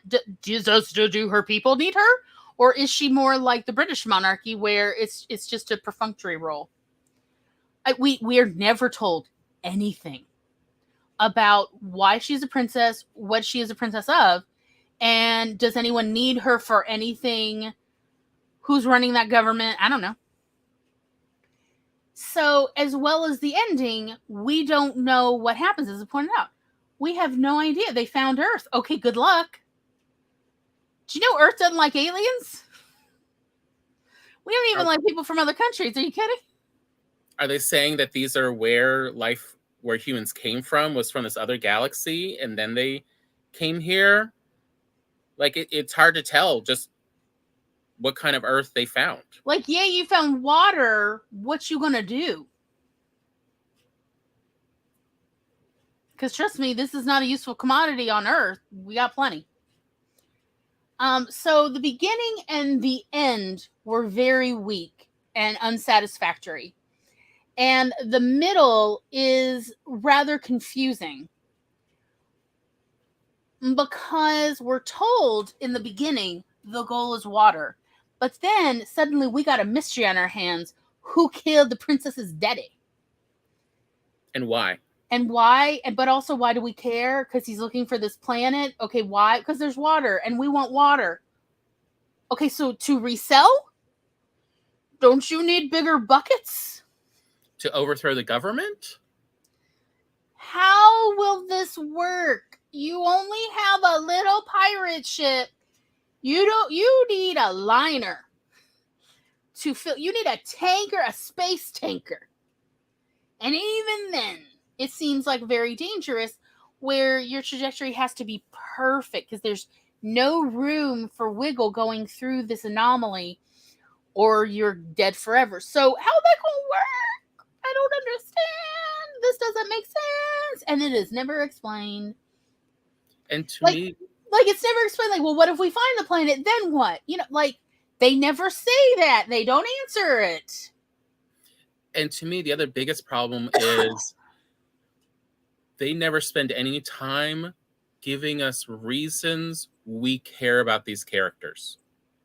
Yeah, part of the way you get people, readers or viewers, to care about a character is you explain their motivations and their background. So, like, we do actually care about the who was it, Princess. Roscoe? We care about Roscoe and we care about the princess. We don't really care about Jason unless we're total jerks. I said it. I know what I'm saying. I mean, Jason has so many problems. Like, I don't like Jason. Very hard to love. We care more about Maida, Angelica Houston's character, because at least she defends the princess when Jason does not. So, and we don't know anything about her background at all. She's treated as an NPC. I'm like, if you're going to be nanny to a princess, shouldn't you be able to fight too? There, I said it. I know what I said. Also, if only they could have taken that frog lady with him. She seemed badass. I know, you end up actually caring for her. Because again, we know a little bit more about her. She's a government worker. She actually has a vehicle, and she thinks Jason's super hot. And she's handsy. She's handsy just with Jason, no one else. She's just handsy with him. Because she thinks he's into her too, but he needs a ride out to the desert. And she's willing to give him a ride and his friends. We have, so like, we already like her more because she seems like actually a nice person. Mm-hmm. We have, like, the main character of Jason is they spend the entire movie making sure we know just how much of not just a scoundrel, but like he's not a good person. Like, he literally kidnaps the princess, and everyone else on the crew is like, please don't rape her. Like, they are actually worried for her of what he's going to do to her, presumably because this is not the first time he's pulled this stunt. Like, it's truly why would we in any way like this guy? We don't. And he shows throughout that he is not a nice guy. Mm-hmm. He is always self-centered. Mm-hmm. Everyone has to pull him along to do anything good. Like, it's truly, why this guy? He ain't gonna pay those baby support payments. No. So again, when you don't like the main character, when you're not given reasons to root for the main character, that is another problem in a story. Why is the story the main character a villain? And a villain that we don't really see enough to see the villain become a good person. So why would we root for them? Like, it's okay to have your main character be a bad guy at the start, and then we see through a storyline that they evolve. Again, like Princess Aura, who, Ming's daughter, who becomes better as she goes through her story. She actually grows as a person, and she really starts understanding through suffering that she should be less horrible, as well as she cannot trust her father. So but Jason, we do not get to see this. He only starts becoming a little less terrible at the very, very end. And since it cuts off abruptly, we don't see that he really has become a better person by the end. Just blocking some bots. So again, this is another reason why this film is a B movie. It was not intended to be a B movie either. It had a nice, big, pretty budget. Mm-hmm. And however, again, this story definitely could do with a reworking, heck, even a remake, because issues such as resources, commodity, environment, enslavement, are all addressed and are definitely pertinent, as well as racism, sexism, homophobia. All of this is also addressed or at least revisited. There are many issues that are still of concern today. Corporations, evil corporations, because the Templars really are portrayed more like a corporation than a government. An evil corporation, intergalactic corporation that is killing people who are looking for more resources. Concerning. So these are all really salient issues, and yet this story doesn't quite work. So here's an idea. How would you address making this story work? What could be improved on? I mean, we could make the main character, you could pick a different main character and make them somebody who maybe they have flaws, but they are not major flaws. Like Jason's flaws could just be that sometimes he doesn't tell Roscoe the whole truth, such as, guess what? We didn't get paid on that one. That guy totally shorted us. And because he is way out weaponed, I let him do it because I figured we'd all want to live. That, is a much more lovable character that we then root for while they are trying to, just live a pirate's life. And then instead get contracted by the princess, more like Star Wars, where at a bar, there's a lady and she's like, I'm looking for someone with a ship. It worked for Princess Leia.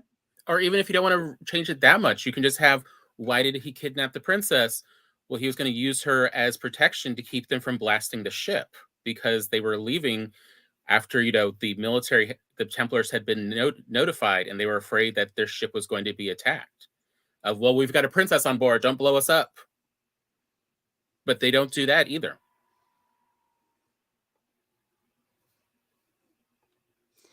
The princess could take over the ship with Roscoe when she finds the seventh planet. They change their names to Adam and Eve and never go home. Agreed? I mean...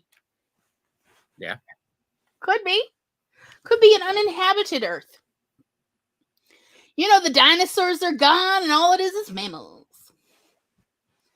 You never know. But there is so much potential.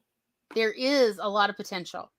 So what I would recommend, if you would like a writing exercise for this, again, similar option of you could take any one of the settings in this film and describe it, practice your purple prose that is effective but not too lengthy.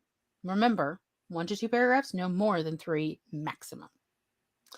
So, for instance, there is a scene where the evil Templar corporation or whatever is throwing the princess a party. And everybody is there, including Jason and Roscoe as her servants, as her enslaved, castrized, lobotomized servants. There is the future crew member who escaped, the thief who escaped the enslavement process and is hiding out in a coat closet and who wants them to bring him sandwiches. And everybody is there. You could try describing the setting, the party, as well as the tension there. There's a lot of vibing going on. So the number 2 in command is there. The princess and her nanny are there. There's various, high members there, as well as enslaved, castrated, lobotomized people are there as servants, serving people. There's all sorts of characters there, and you could describe that setting and make sure that it would make sense to someone else by having someone else read it and say, oh, yes, I can definitely feel the vibe of this sort of mixed vibe party where the princess knows this is actually dangerous for her. The evil Templars, they killed her father, so why wouldn't they kill her too? So surely, like, there's a ticking clock on her life. Meanwhile, she, A, doesn't want to be there, B, knows that they killed her father, and C, is looking to move on to the next step in her thought process, her plot, in that she wants to have these pirates get on their ship and go to pirate land, pirate planet. And you could have her overhear things to essentially do an info dump by her just overhearing little quips and comments of Mhm. all these other people in power at the party. Right? They could be talking about their own planets. They could be talking about her parent, her father, and the politics of he had gone out on this mission and then he disappeared, and all the rumors, because rumors are used a lot in this film. Rumors are often discussed as a way of doing exposition in the film as characters relay rumors to each other, which is a really fun way to slip in little tidbits of exposition. I heard a rumor this. I heard a rumor this. Da, da, da, da, da. So you could do that one. Another exercise, if you are interested in, is, and again, we're going to write out the plot, scene by scene, the scenes that move the plot forward or that you think move the plot forward. Read through it, make sure that makes sense. I mean, like, as best you can, because, the plot doesn't really make a whole lot of sense, but go with me on this. Then try to rewrite the plot in a way that you think is better. Have someone else read through your plot, make sure it makes sense to them, and have them write down any questions they have as they read through your plot outline. And make sure that the questions that they have are ones that are salient to your plot, or that you intend, or you would intend, if you were to write this out, that you would intend to answer, versus if they have questions that you're like, I wasn't even planning to go over that. That is important because you need to see what are questions a potential reader would have if this was the plot. Also, note if they have a question that you answered in there, that means that the answer to their questions were put at the wrong position in your story. Mm-hmm. Like that was part of my issue with Ice Pirates is we will find out like why is the princess being chased and all this, but it takes so much longer in the story. So many things happen between when we want to know this and when we find it out that we no longer care because the whole point of a story is you just go along with it because it's something to enjoy. We're not studying history. We're not learning from this story. Mm-hmm. This is not educational. This is entertainment. Mm-hmm. And so, but if you separate these too far, then it becomes useless that you even still had it in the movie. Mm-hmm. Like it does need to get re-edited to then tell it closer to the point where they're wondering, because too long in anticipation and your reader watcher does not get that dopamine for predicting this correctly or incorrectly. Mm-hmm. It's kind of like a joke of, yeah, you can wait on the punchline for a joke to kind of increase that tension and make for a bigger laugh. But if you wait longer and they don't care as much anymore about the punchline, when you tell the punchline, you get maybe a chuckle because ain't no one feeling it anymore. And so that's also what I really noticed in this movie was this odd editing and way of telling the story. And maybe it was because they did a lot of re-edits, like everything, like all of these B Mm-hmm. movies. So at least they did try to answer some questions, but it was such a haphazard order, is what I always felt. And yes, that frog woman really needed to have stayed longer. I really liked the way that actress played her. I actually felt a lot more for her than I did a lot of the other characters in this movie. Mm-hmm.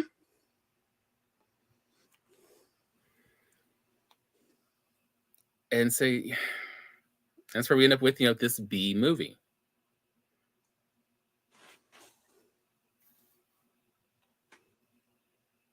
Okay.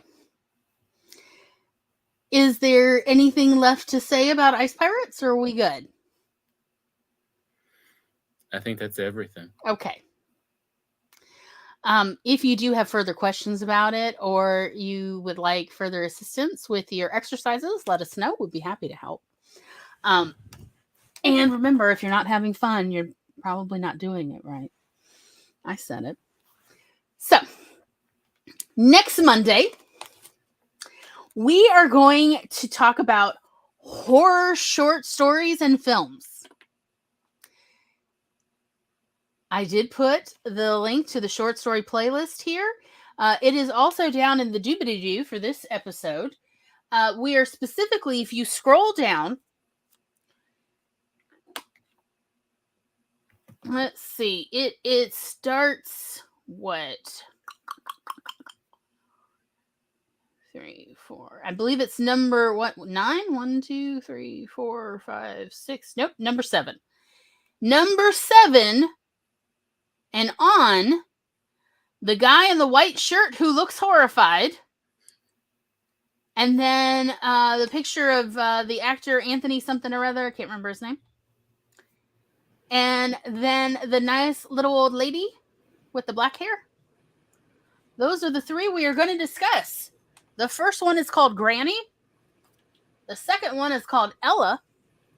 And the third short film is called In Full Bloom. And they are horror short films. Anthony Stewart Head. That's it, Anthony Stewart. I was like, I know it's long. Although usually he just goes by Anthony Head. Okay. Well, he's the one in the Husbands of River song, I believe, isn't he? Yes. Isn't that the one? Oh, no. No, not him. No. It's something Davies or Davis. Yeah. They do look a bit similar, but it's like Anthony Head is in the second season of the Doctor Who reboot as the headmaster with the... Oh, you're right. Bats. That was it. I was like, I know he's in Doctor Who. I just can't remember which one. Yeah, so. All right. We are going to talk about horror short stories and horror short films. Who will be joining us? I have no idea. Me. I'll be here. That's all I promise you.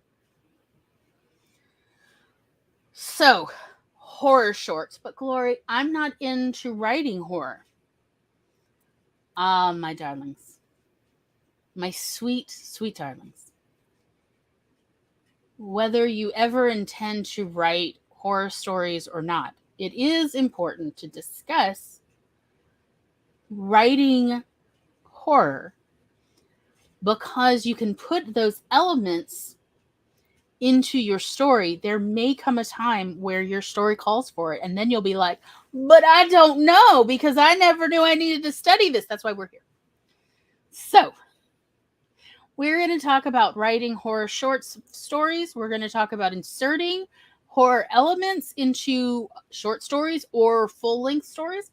We're going to talk about all of it. I mean, I hope we would have the very famous and talented Laura Nettles. But again, I cannot promise anything because they haven't told me to put their name down. I have no name listed. Do you see? There's nothing. It is blank. Versus I do have this name scribbled here, Spence, for the Muppet storytelling one.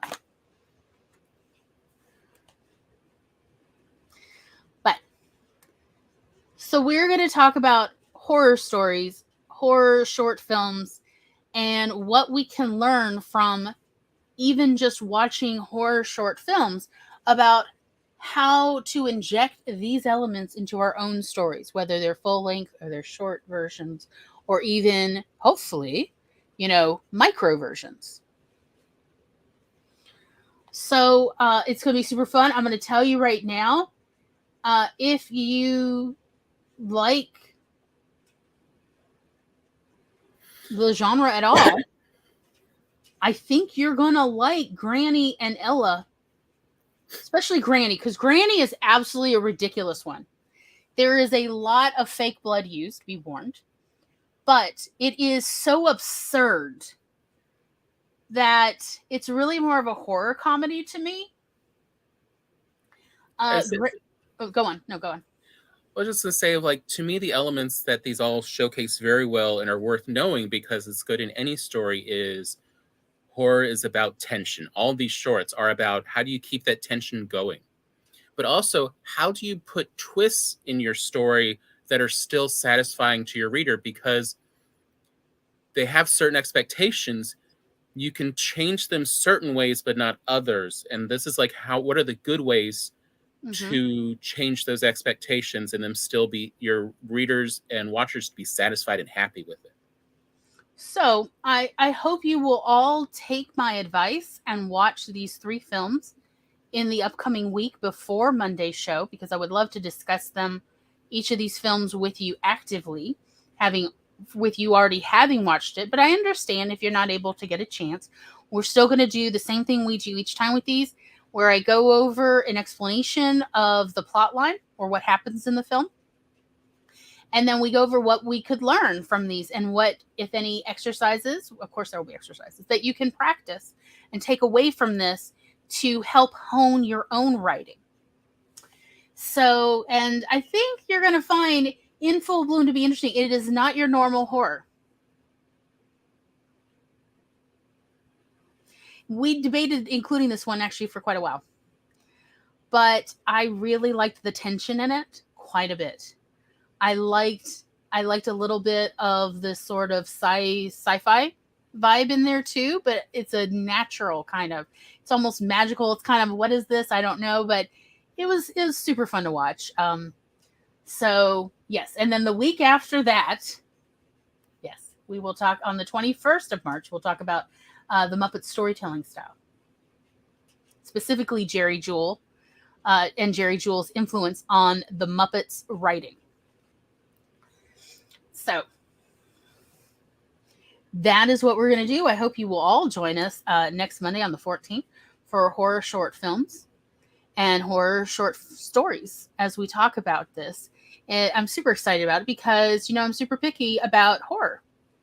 And yet the ones I like, I really like. So thank you all so much for coming. Tom, do you have anything more to add? I hope we're able to get across why we find B movies inspiring. That they do lead to better writing for creators, and why it's recharge.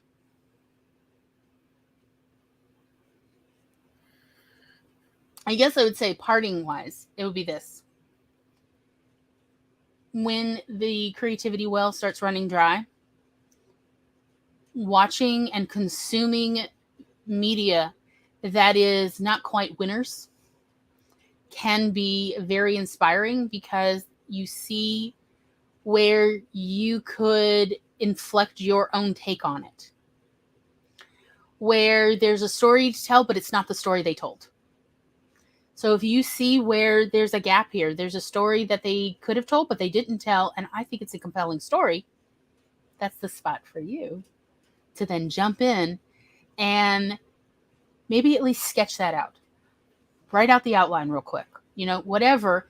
That is how you refill the well, is you get so excited that you can't contain your enthusiasm about a little thing where you're like, why didn't they tell this? It seems so glaringly obvious to me.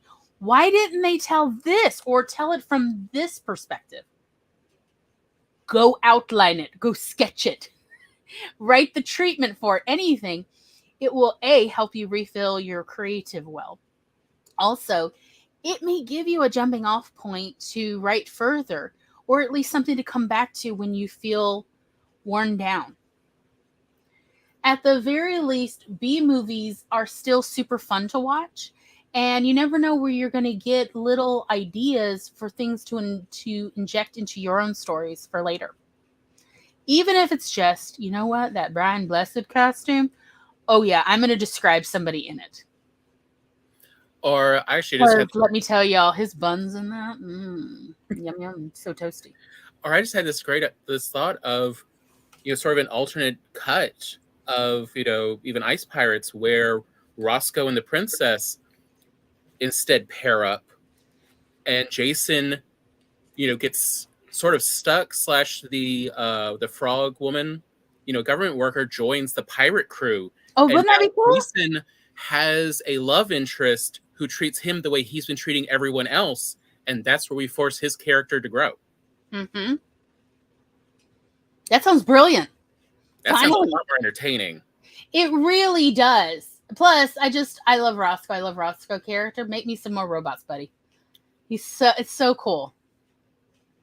And he seems so sweet. I want him to have a love interest. Yeah. Yes, the Muppets is on the 21st. Horror is the 14th. Muppets is 21st. Science fiction, short films, and stories is on the 28th. There is the full lineup is under Awkward Sibling Hour shows on our Discord server, which is where we will be heading next tonight.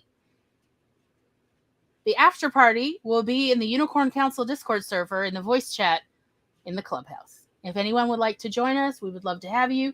If you don't have a link to the Unicorn Council Discord server, please let us know. We'll send you an invite. And with that, are we about done? Is there more?